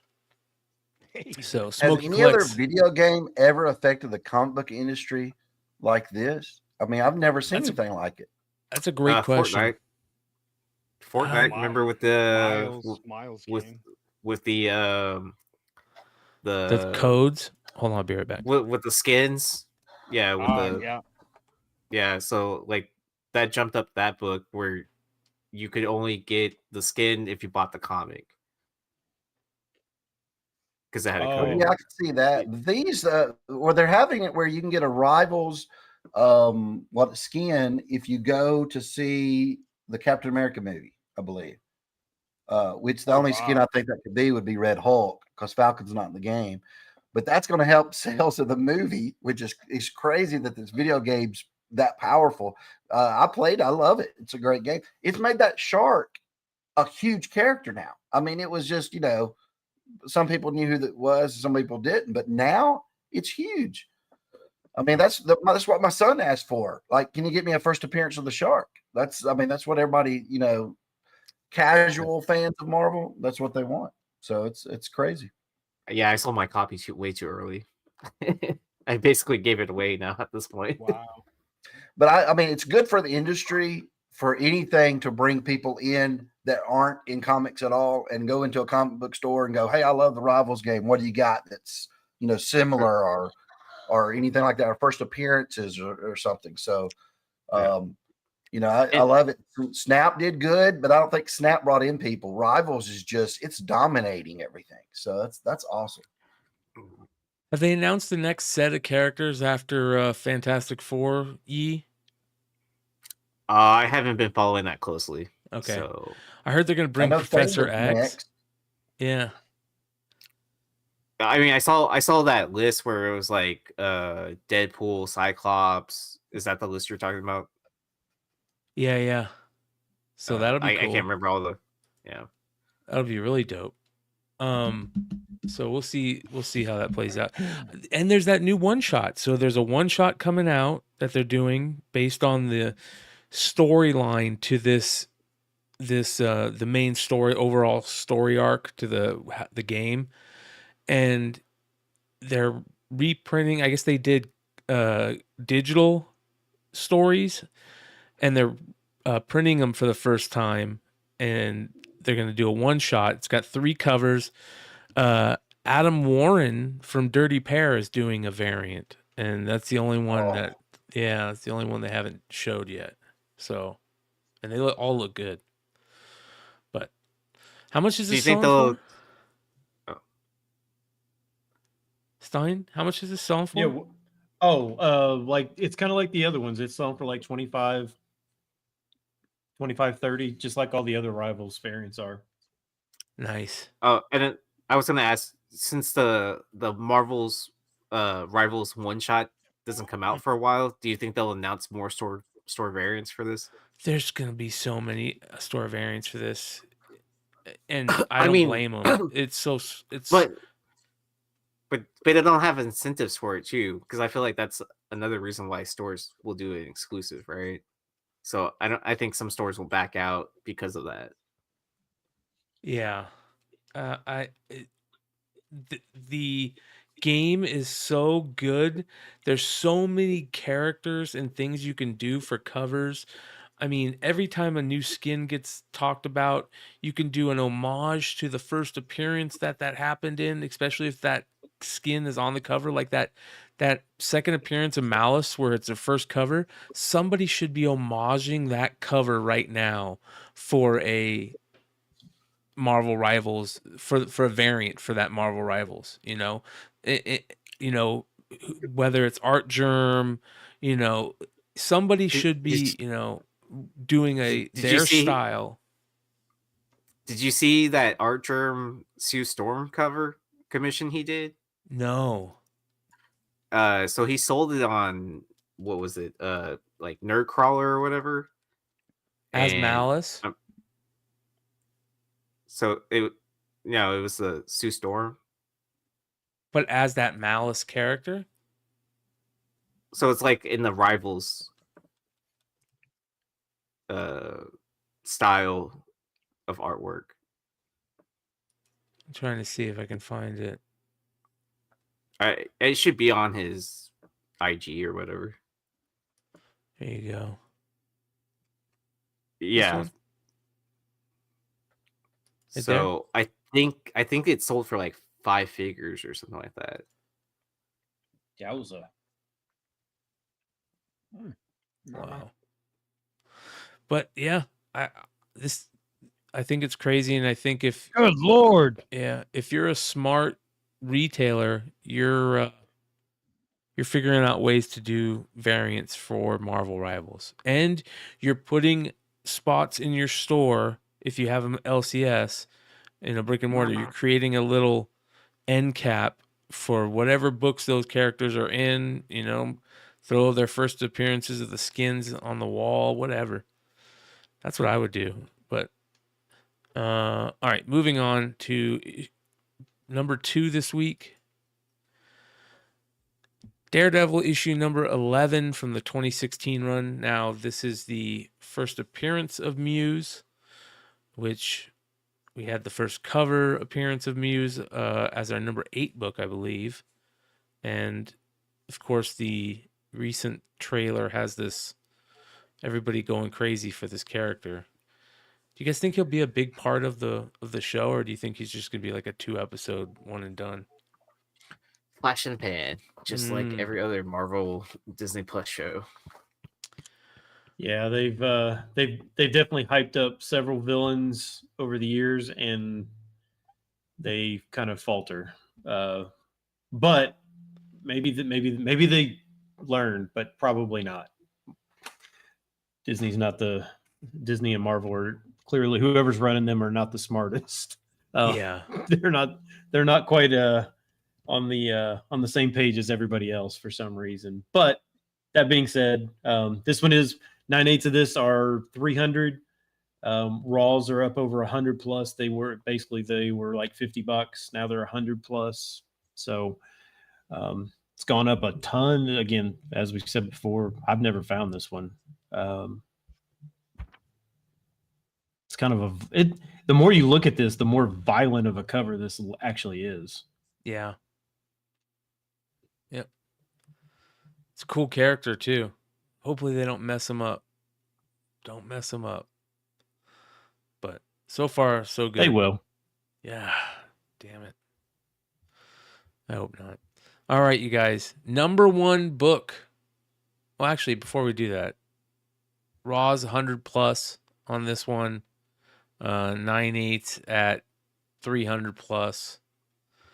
And probably, you think we'll see it back on the list next week? I mean, it would have to go up again. It's already pretty much at all-time highs. Mm-hmm. So that would be tough for it to go up again. But I don't know. I usually am not the greatest of predictors of what goes up. Yeah. I usually sell when it's too cheap and hold on to it when it's at its highs. So what do I know? I've been hanging around Stein too much. I lost my touch. Yeah, you don't want to be around me. I'm the worst speculator on planet Earth. So, you know. Well, this number 1 book was easy to call. and I'm so freaking mad at myself that I don't have one. I will find one at some point, hopefully, but it's going to be a ghost for a while, I imagine. At number 1, Pinup Apocalypse, the Sveta Shubina 1 in 25 variant. Wow. Yeah, this one's hitting 150. It just came out this week, 150 plus for this one. I might be in the minority, but I like the other one better. That 1 in 15. I like it better than this one, but I can see the appeal of this one. I do. That 1 in 15 is, to me, is, I don't know. Maybe it's just the fact that maybe if it didn't have an all red black background, if there was something in the background, maybe I might feel differently. But that 1 in 15 just looks better. But 150. Ooh, man, that's a lot. Yeah. This is absolutely gorgeous. And if you guys don't remember Sveta Shubina, we talked about her on Beyond Wednesdays many moons ago, because I remember seeing this image, the first stuff I saw of hers. Great old school pinup style. Really, really good, like 50s and 40s, 30s era pinup style. Really, really great art. So, was that a pinup of Santa Claus? Yeah, dude. She goes crazy. There's Jimi Hendrix. Look at that one. Oh, Holy I cow. have that Misfits card. Yeah, the Misfits card. Yeah. Yeah, because they did the shirt at San Diego with who is this? Yesterday's. Yeah. Yep. Yeah. So her first comic was, I think it's still available on her Etsy. Good Lord, Mama. Oh yeah, bro. She's got a really cool style. Mm-hmm. It reminds me of the animator that did Dragon Slayer and Dragon Slayer. Oh yeah, Don Bluth. Yes. I mean, that's amazing. It reminds me just of that. It's just beautiful. Look at this. That's a badass game, dude. I love Dragon's Lair and Space Ace, man. Space Ace, bro, and Dirk the Daring. Oh, love that. I spent way too many quarters at Dragon's Lair, and oh man, too many. Could just never. I just could not get there. Couldn't. I've just had to go back and watch YouTube videos just to know that it was possible. Yeah, to finish that game. I have to. What's Dragon Slayer? Never heard of it. Dragon's Lair. Yeah. Dragon's Lair. Dragon Slayer's a great movie from Disney back in the 80s. Yeah. I loved it. That was a good Was this movie. was Dragon's Lair, was that weird like RPG or something like that? It was an animated video game back in the 80s that it basically got played like on Laserdisc, but back when there was no Laserdisc. So yeah, it was basically just a bunch of videos, and you just had to pick the right thing to do, and yeah, like it would go to the next video for a second, and you could you had to tap put the joystick left or right or something like that. It was but it was amazing looking because you never seen anything like it. It was better than the cartoons you could see on Saturday morning. It's just amazing. And Space Ace, the line to play the game was crazy. Yeah. High Voltage says this is available on Massive for $80. Is this one? Yeah, it looks like it. There you go. Yeah, and it's gone. If you want it, go eat. Go eat. Yeah. Go do your thing. How much is it selling for? 150 plus on the secondary market right now? Yep. Wow. Always so check Stein, what you're saying. So Stein, what you're saying on this cover is that you don't like the foxtail butt plug. That's not what he's saying at all. I mean, if you want to say it that way, I guess yes. Fucking Yee. I had to ask the questions. These are important. We have to know the answer. That's funny, bro. So we were talking about this last night and going over new books, and I told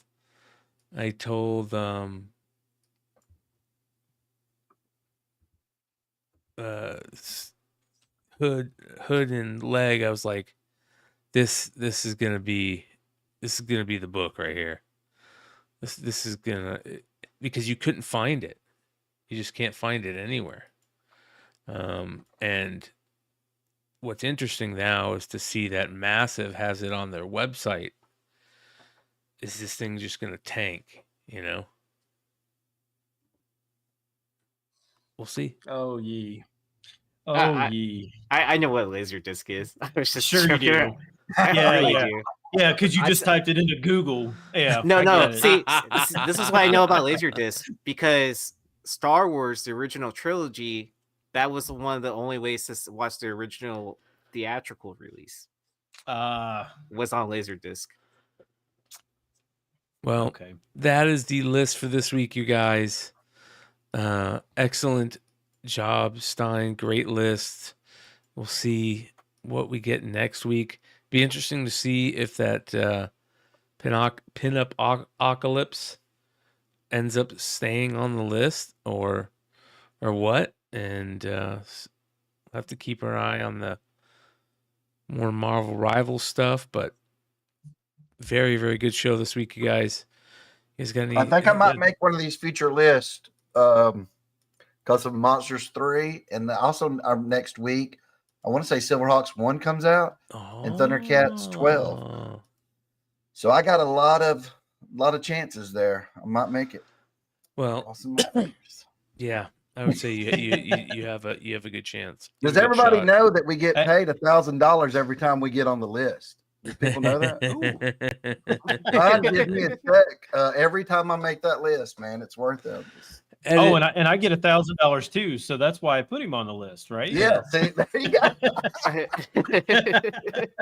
And then it trickles down to us too. Eventually, like when Stein gets paid, then Yep. That's funny, man. Well, I was chatting with the KRS boys, and they were talking about how you did a Batman absolute Batman for them. And they said, we couldn't believe it. It sold out in 5 minutes, man. Like 5 minutes, that thing sold out. When I did that, I remember finishing it up, and my wife walks in and says, "What are you doing?" I said, "I'm getting my first Batman cover, and it's absolute Batman. I can't wait. I'm doing it." She goes, "Oh gosh, that's horrible. He looks so big." And I said, No. I said, absolute Batman. You have to think it's like Mr. Incredible Batman. Think of that. And she goes, "Well, then you nailed it." And then walks out. And I was like, okay. So, there was actually a blue version of it. The background, I gave them two options. That was the purple, and there was a blue, and they chose the purple. But yeah, I did that thing, man, back in November, I think. So it's been a long time. So I didn't even, forgot about doing it. But yeah, it was a blast. I was supposed to do absolute Martian Manhunter, and I could not wrap my head around it. I backed out. Ruin the look of that character. When they gave me the idea, they sent me the references with the offer saying, "Hey, do you want to do this?" I looked at it and I said, "Okay, I think you might have sent me the wrong references. Can you send me references of the character?" Oh, okay. And then they sent me like the whole issue, and I'm like, "You still haven't sent me references." Then they finally sent me the image of the claymation thing that someone made. I didn't understand it, and I said, "I'm not going to do this. This is not going to work." I don't know. I don't know who designed it, but everything coming along with the Spawn book. No, I just saw somebody. I think Lisa Noble just sent me a thing saying they finally used my Cygor cover for 365 Spawn. I guess that's been announced. I had no idea, because they've been sitting on covers for like years. Spawn 365, 23. I did Cygor back in May of 23. And Was they that before you did the other 4? Yeah, that was actually, it was done it was the one I did right after I did the 4 that got released, you know, Gunsling, the Clown and all those. That was the first one. So, you know, it's crazy they finally releasing it, but that's good. No, the only thing is I'm trying to talk to Todd. Todd's having to deal with you know, the LA fires and everything, because he had a home out there too. And so diamond stuff, I imagine, is a big deal for him. Yeah, and the diamond. So I'm trying to get through to him, because I have to have an agreement here soon, because I can't keep turning down other projects saying I'm doing Spawn, even though I've already wrote it and everything, because I have to have it. You know, I have to know that is for sure happening, not just a handshake deal. You know, that we're doing it. So hopefully I'll hear from him next week and we'll get that squared away, because I really want to do it. But if not, it ain't a bad idea to go use that 5 months to do a Pecos Bill or a Monster Slayer spin-off. Hell yeah. So, well, yeah, I think you you know, you got the right idea in your head. Either way, it's an easy path to take, and man, you're on fire right now. That's for sure. So yeah, it seems like it. That you know, a lot of everything I'm doing, a lot of people are enjoying. So I love it. I hope it, you know, keeps going. So. No, yeah, congratulations. It's I think it's well deserved. Well, I appreciate it. Do you have any plans for, I know it's a big task, but I didn't know if maybe you have something just chilling, waiting, you know, to just come out. Do you have any plans for more card sets? Yes, I was thinking about that today. I'm trying to figure out what I want to call it. It'll be out around, I want to hit around August, September. Will be released at that time. I don't know if I want to call it Halloween edition or not. I was thinking about that, but have a date on it. I'm thinking about, I was going to call it 2025, but since it's coming out so late 2025, I think I might do what video games do and call it 2026 Halloween edition. Because that gives you a whole good year and a couple of months to sell through it, you know. But I'm thinking about, and then what's going to be in it is I have so many covers for Monsters and for Monster and the Wolf that's never been a trading card ever. So I'll take versions of those and make trading cards out of them as a like subset, and maybe even have some with the trade dress on it as a subset, right? People will collect those too.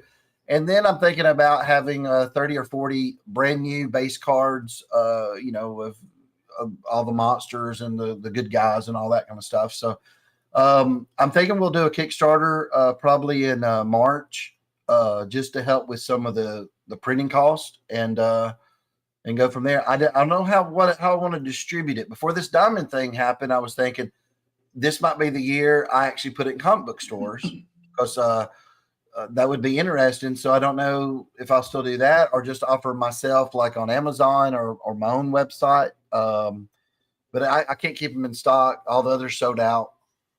Yeah, everybody wants. They're going for crazy prices on eBay. So yeah, definitely want to do it. I enjoy the cards. It's a lot less stressful, I think, than the comic, because you're just doing images on cards. You're not doing the stories and all that kind of stuff, really. So yeah, I definitely want to pick your brain about the card stuff, because shout out to Heroes Reborn, who just said, possible to ask if we might see other stories spawned from his cards, like Wicked of Oz. Yeah, dude, I have been toying around with that since when Bird City started doing those Wicked of Oz covers for Monsters, because I didn't know if there would be, you know, any audience for that, really, because the cards did okay. Now, actually, I still have some of those cards, but they're out of stock, I think, on Amazon right now. But I was like, I don't know. But when that happened, they sold out every one of those covers. They had like 3 or 4 of the Oz covers. and they sold them without, within hours. So I thought then, I said, man, I have the story because I already pitched it. I already did some of the art for it. Back when I pitched it to Boom, I pitched it to Dark Horse, to Image, and no one took it. So then I was like, man, that'd be great. About 3 to 4 issues, wrap it up. Then you got a chance to, continue it later on if with another story of it. So I thought about it. It just really depends. If Spawn 77 happens, that does tie me up, for maybe 5 months or more. If that doesn't happen, I have things like that. I had another one called Worms Crawl In that was pitched, where I had already come up with all the concept art, know all the characters. And it's more of it's like Fright Night kind of story where, how somebody moves in next door, but it's this little boy lives next door to a funeral home, a funeral parlor. And these 2 weird guys show up moving in.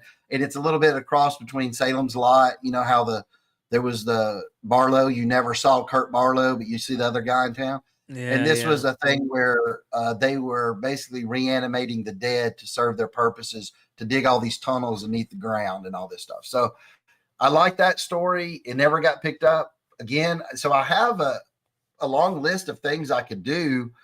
And then I've even toyed around with the idea I could do the covers and the writing, let someone else do the interiors. Yep. But it's tough. I hate, if that's the only way I can get it out. Yeah. But I'm not in a hurry. I could probably release 1 miniseries a year and then still do monsters and stuff. Hey, what's Mark, taking up so long? The covers. So there is a question. We saw, you might have seen us talking about it. There was a Bride cover that sold from the Kickstarter that was almost like a hollow foil type cover. Yep. It was okay. So here locally, that, like I was talking about that other cover, we have the thing called Huntsville Expo here in Alabama. It's about 20,000 people. I was invited to that in 23. Right when the Spawn stuff come out, it was April 23. So the Spawn stuff had just been out for a couple weeks. And when I was doing that, no. I'm sorry. It was in 24. So I went both years. 24. So last year in April, I was going to go, and I was like, oh man, Monsters ain't scheduled to come out until, months and months from then. But I had the artwork done, and I was testing different printers, right? So I would send them an issue, and, like if you get one thing done from some printers, just one issue, it costs like $30, right? Because it's, to get one. But I did the different print runs and stuff from different ones to see what it would look like inside and what the covers would look like, things like that. So for that con, I got 20 of those Bride that are like a foil and 20 regular. And I made it different by making the background like a light, like really bright green. So it would be different. It's sold them for $20, and it sold for $1,400. Yeah, man. Yeah. I wish I had. I don't think I have any. My Ashkin's going for a lot. A lot of people are buying that. I don't know if they're buying it on eBay, but I keep getting asked, "Oh, do you have any Ashkins left?" Because it was released. The Ashkin actually came out in 23 because I only had about 8 pages done at that time when it came out. So. What's crazy is, though, Brian, for someone paying that much is kind of crazy, but it's crazier because there's no documentation. No one's asked me about that. So unless that guy just knew, why are you paying those prices if you didn't know how many were made? I don't even think the guy knew that was selling it. I didn't see the auction. He might have said only so many where these were made. Maybe I told him when he got it, but no, he didn't. He said we couldn't see anything. It just says variant Bridezilla foil rare, and look how good this looks, Stein. I don't know if you saw this. Did you see this? I did not see it. No, it's pretty. I had a problem with it though. So out of the 20, I didn't sell all 20 because there was a line across some of them. Like where they printed it, they didn't print it good to me, right? So there was like a silver line going across. So a lot of them, I might have threw away. I might have actually chunked them because I was like, I can't sell this. No one wants it. That's going for that. Isn't that crazy? That's beautiful, dude. I don't think I have one. If I do, I'll get it CGC'd myself, but I don't think I even have one like that. That's the cool shit though. That's also the fun stuff, you know. There's that's cool, fun little stuff that hardcore collectors love to geek out on it. We're all hardcore collectors ourselves. We we geek out on the same stuff. And it's like that Spawn, what is it, Sun News or what? Remember the first appearance of Spawn, they say, is actually the Malibu. Yeah, the Malibu, that's Sun, it. Yeah. That is fun things because everybody can go get the Spawn #1. They made millions and millions of them, but that Malibu was a lot harder to come by. So yeah, I like that stuff. I think it's neat. I do think, I look at some of when we look at the back of the book, sometimes I'm like, man, that's a lot of exclusives just because, if you want to collect everything, I hadn't had any complaints or anything. I just think it from a collector's point, you're asking a little bit too much of a collector to get, 20 books every, of the same title even every 2 months. I would like the exclusives to go down some, to where maybe we only have one store exclusive, we just rotate them in or something, or let them pick in a lottery or something like that. Just because, it's just too many. Again, I do get some complaints saying, hey, there was only 200 of this one, right? Or 300, and I didn't have a chance at it, right? And I hate that. That's part of the thing, though. When it drops, you have to go, just like the Batman. I don't control that. They only have so many. They sell out. They're sold out. I can't control what that, I think of, here's my thoughts on part of this, and I give it freely as the Dennis Barger laws of Gary foretell us we need to do. I think that you not wanting to flood the market with 30 Mark Spears covers a week it's great that you can do that, but I think that you've got a goal that you want to make sure that the stuff you're putting out there is super quality stuff, and it's hard to do that much work even if you got art just chilling in the cut waiting. You're still doing new stuff all the time every week, so you're doing a lot of work, man, and it can flood the market. It could make people kind of maybe get a little tired, but at the same time, I still don't think that you're anywhere near that point. You know what I mean? I don't think that. The only thing on quality wise, I remember I did a cover the other day. I won't say what it was for, but it was not for monsters. It was for a book, and they needed it rushed. They were like, "Hey, we sorry we forgot to tell you this, but we need this to catch up, like a FOC kind of cover. Mm-hmm. We need it like in 2 days." And I don't like to be that rushed. I don't even like if you give me a week, like tonight, somebody wrote and said I need it by next Friday. I'm like, give me a couple of weeks, because it's I don't sit there. I don't crank these out. You have to think, what am I going to do? Right? Like what am I doing on this cover? Like what would be enjoyable? It ain't just like go, oh, you need a picture of Superman here. Boom, boom, boom. There's, I just drew a heroic Superman. That gets boring. You want to do something that people go, man, that's amazing looking. I love it. So that's my thing is I don't want to get burned out to where I'm sitting there going, oh man, I got to go do that. I don't want to get to that point either. But I think I want to scale back some of the covers I've been doing. I try to do them because, from going from nothing to where no one's offering you anything. And then all of a sudden everybody go, hey, you want to do a cover for this issue and this issue? You just go, oh man, yeah, I would love to do that. Then you got to realize how much work that is, and you're like, oh man, if I if I do this over here, how am I going to do this over or at this other thing? And so I've decided I'm going to start scaling back and do it just if I love doing it. Like I got to really love it and have a good idea of what I want to do for it. Yeah. Because to me, it's like making it, honestly, it's like making music. If guys could just make records every day, why wouldn't Taylor Swift release 12 songs daily? You've got to make it high quality, something really good. You have to have a vision for it.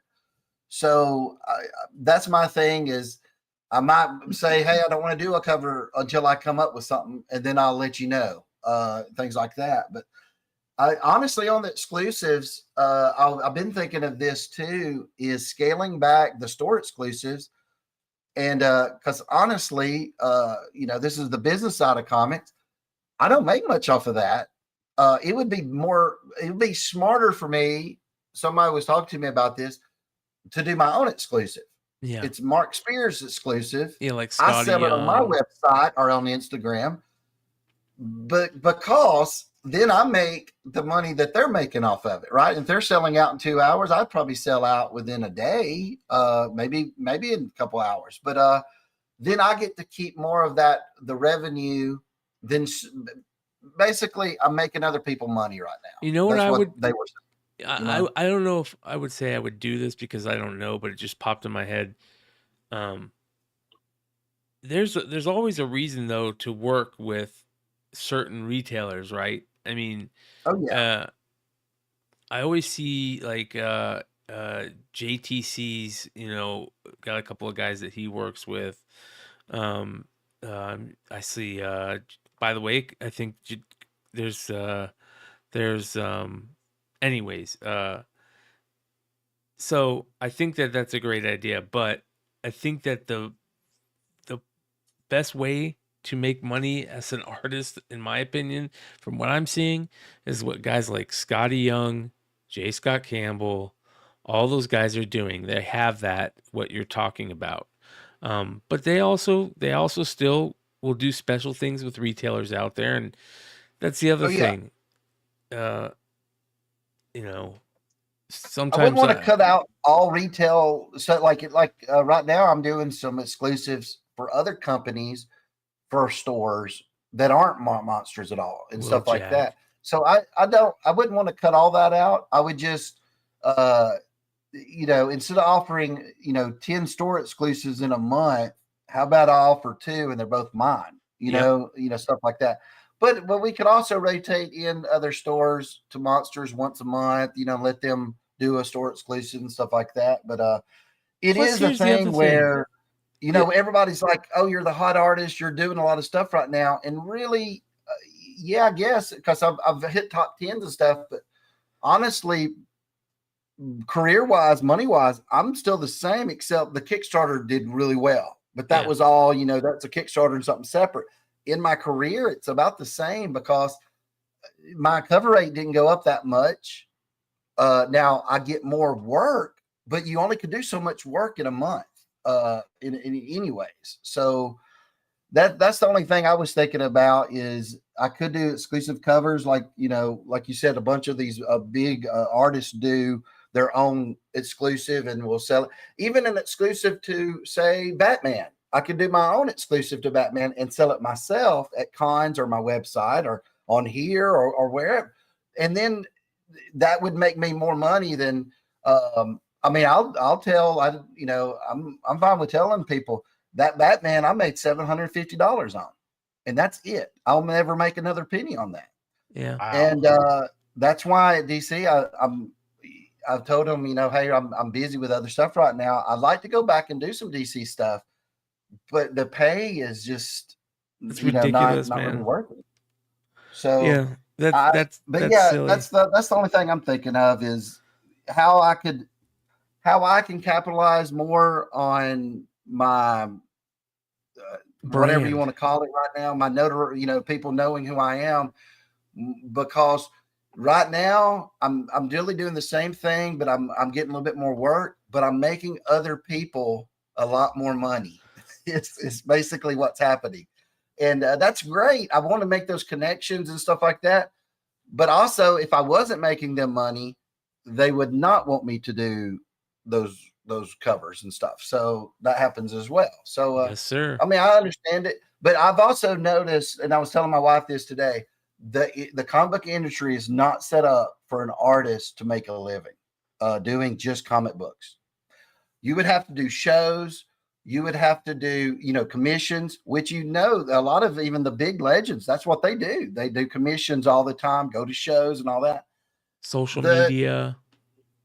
I was telling her that really what a cover artist should get, if there's only one cover for that book, the cover artist, if he's selling that book, should really get 1/4 of what the total sales are. If you think about it, if that book sells for, all the sales concluded, made some big publisher $100,000, I really think that cover artist, if they're the ones who sold it, it'd be different. It could be the writer, it could be the interior art. I don't know, but you should get more than a fraction. Think about if it sold for 100,000 and you actually got 750. That just doesn't make sense. And you're the one that's the face of the comic. You're the one who did the cover for it, and you got, what is that, 1%? Not even 1% if you got 750. So that, I don't know. There's little things I'm thinking about. Is just like it's not I guarantee that surprised a ton of people to hear that number. A ton of people. Yeah, well, they don't talk about and I won't get into all the financial stuff of comics, but I will tell you that and if you want to know, that's actually a raise, Brian. Back in when I did Lobo, I made 500 and I think 550 for that cover. Do you get paid directly from the publisher, or do you get paid from? No, I get paid like whoever the store does it. Oh no! Now see, those aren't okay. On like Lobo was for DC. When I did the Batman, I get paid from DC. The problem was at that time. So at that time when I did the Batman, I wanted more money. DC does exclusives differently than other people. Normally, like when I did Power Rangers, I don't know what the pay rate was for Power Rangers. Whoever wanted me to do that cover, the White Knight or whoever it was, paid me through them, if you get what I'm saying, right? So I got my check from Boom, but they charged the store or whatnot, whoever it was that wanted those covers, they charged them my fee, right? So they basically didn't have to pay me anything. It's done that way. What DC does is they say you can't negotiate. You're getting what's in the computer as your pay rate. So if I say, look, I would like to do this cover, but I want 1,000 to do that cover because it's going to be a lot of characters or something. Nope, it's got to be that pay rate.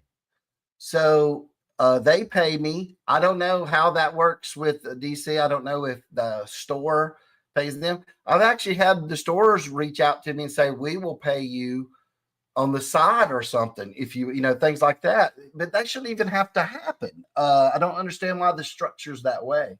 But and again, I hope I don't lose any work doing this. I just think it should be it should be transparent in the industry what people are getting, because a lot of people would think, oh man, for that cover, dude, you must be made. No, that Batman took me a week.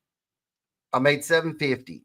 So I mean that's still good, but it's and I got to pay taxes on that, things like that. It's and the other thing is, Mark, you can utilize like your entire brand, not just comics, the cards, right. Merchandise, all of that, right? I mean, right. And it's very easy to do. So well, that's why that's why people are saying, look, Mark, why instead of doing that, why don't you just do your own stuff? Because here's the thing: if I do a variant cover or an exclusive cover for Monsters myself, one, I get paid per book that sells, from that. Then I also get paid as a retailer because I'm selling it. So, it's more valuable to do that. Also, if like Ben was saying, like coming out with your own little miniseries or something, that's a tough thing, because I've got offered a comic from one of the big two, right? But to do that, the interiors, there's a cap of how much money I make on that, right? Like, say they're going to pay you $300 to $400 a page, right? And that's it. So let's say 4 pages, that's about $8,000 or less than 9 if you tell 22 pages or something. If I do my own story, a one shot, same amount of pages, I have the potential to make, and do a split with King Spot or whoever, Omnipress.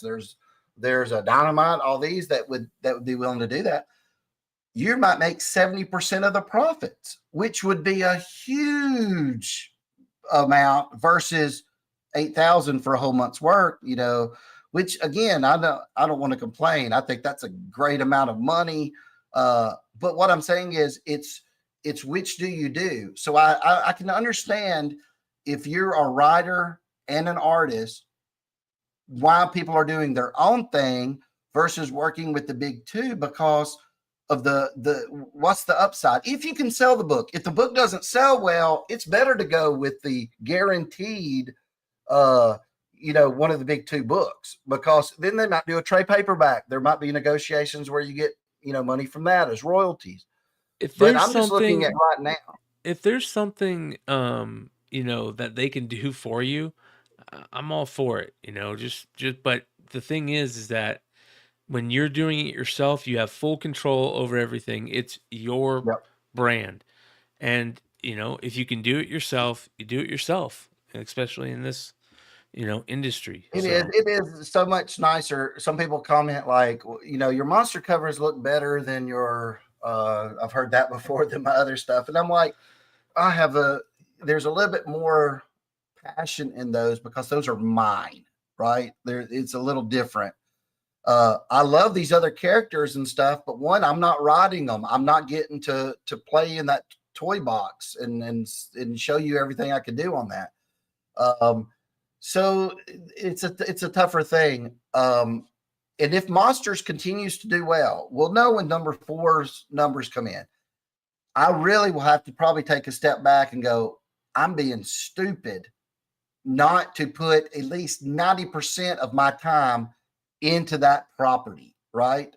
And hey, every now and then do a cover for, to keep me out there and stuff. Do a cover here or there. Once a month, I could do a cover for different people.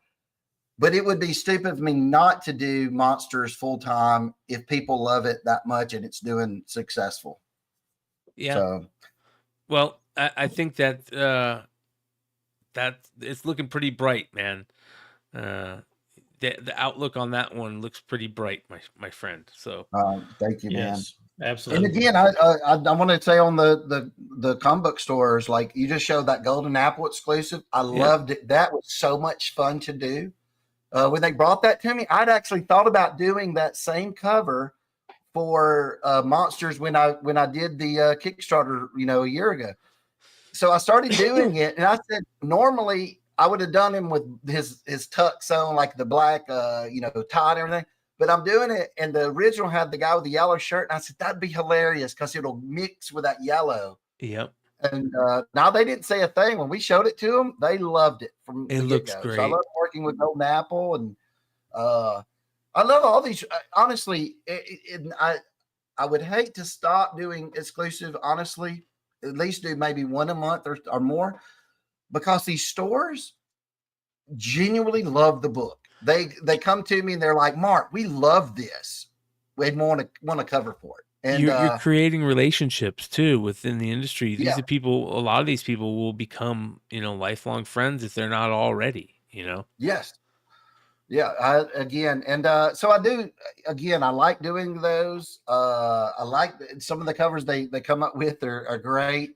I love those old pre-code horror covers. Yes. I get a lot of requests for them, and they're awesome to do. So I'll probably do more of those. But I'm just thinking, in the end, it would be crazy for me not to at least do my own exclusive. Maybe I have one exclusive.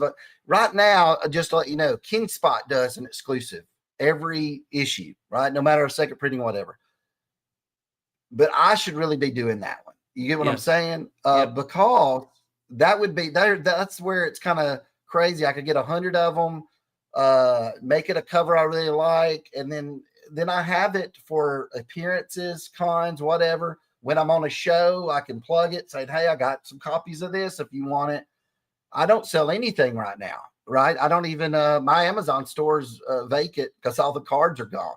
So I'm thinking about doing something like that just so I can have something to offer fans. And then if Ben ever goes, hey, you got some extras of that? I want to throw in this pack or something. I got something I can do that with, so along with the extra $1,000. See?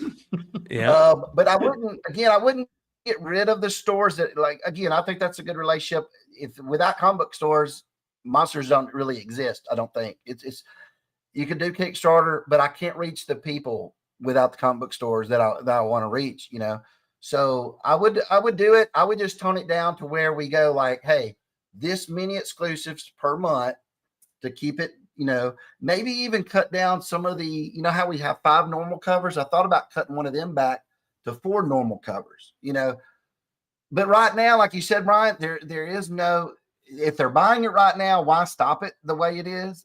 It's just, I'm thinking the future, maybe a couple months from now, scale down a little. Not only that, dude, I'm serious when, like, I say that I think that your brand is, it meets all these niche collecting things in us, right? It's the classic monsters, which, the scary, being a kid, being scared of them at some point, the nostalgia of them, the collecting part of comics and cards, action figures are going to pop up out of this at some point.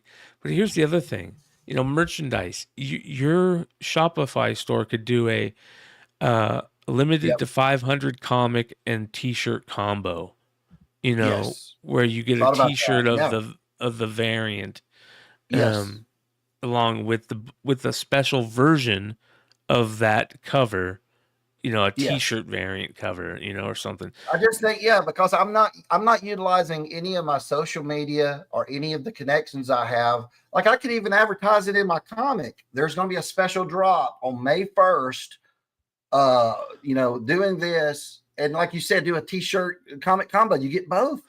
I think something like that would be neat, and I'm not utilizing it all. And I think that's being, a little naive. I should look into those things and try them out. Hey, it could not work, and that's fine. Then you go back to go, okay, that didn't work. That's fine. Yep. But that's, if I would never get anywhere if I didn't try different things like the trading cards. Then I tried the comics, and I can't wait. We're doing the trading card in issue. I think it's going to be in issue 4. Is it not, or is it 5? No, it's issue 5. I guess I've already turned that in. We're doing the trading card polybagged. And then the next time we do it, let's see, number 6, we're going to do a 3D cover polybagged with 3D glasses inside. That's so good. So we got all kinds of cool little retro throwback stuff that I love. And that keeps kind of things a little fresh and stuff too. Yeah. Well, that's awesome. We're stoked about it all, brother. We love you over here, and you're always welcome to jump in anytime you want, and I appreciate it. You know where to find us. 100%. So, ladies and gentlemen, this was a amazing Friday night, a House of Stein show, almost 3 hours deep. How do we end it, Stein? What do you say? See ya. See ya.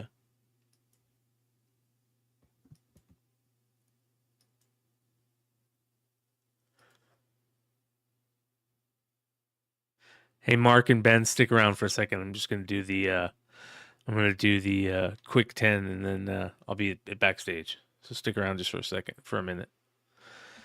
All right, here we go. Come down here. Here. Okay.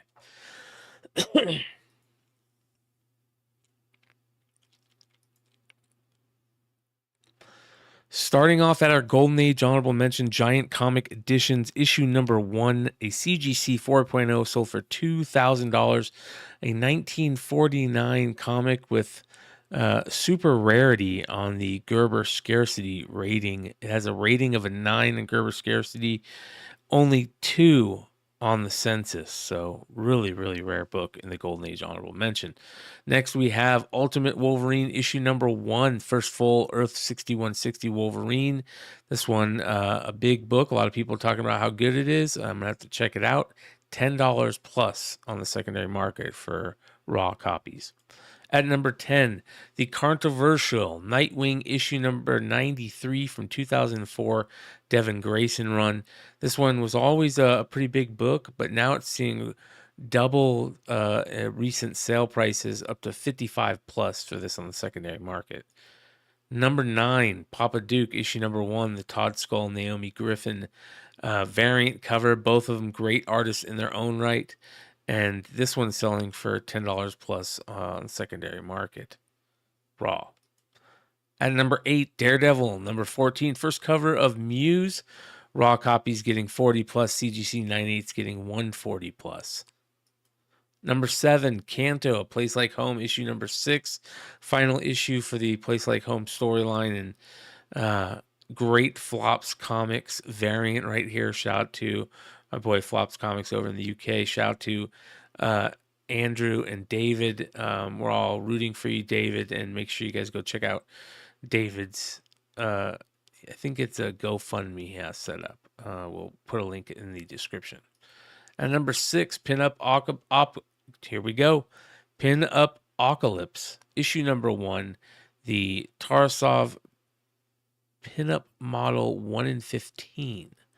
Raws are getting 35 plus on this gorgeous cover. Number 5, Mark Spears Monsters, issue number 2, the second print Creature Inc. 1 in 20. Raws on this one are 50 plus as well.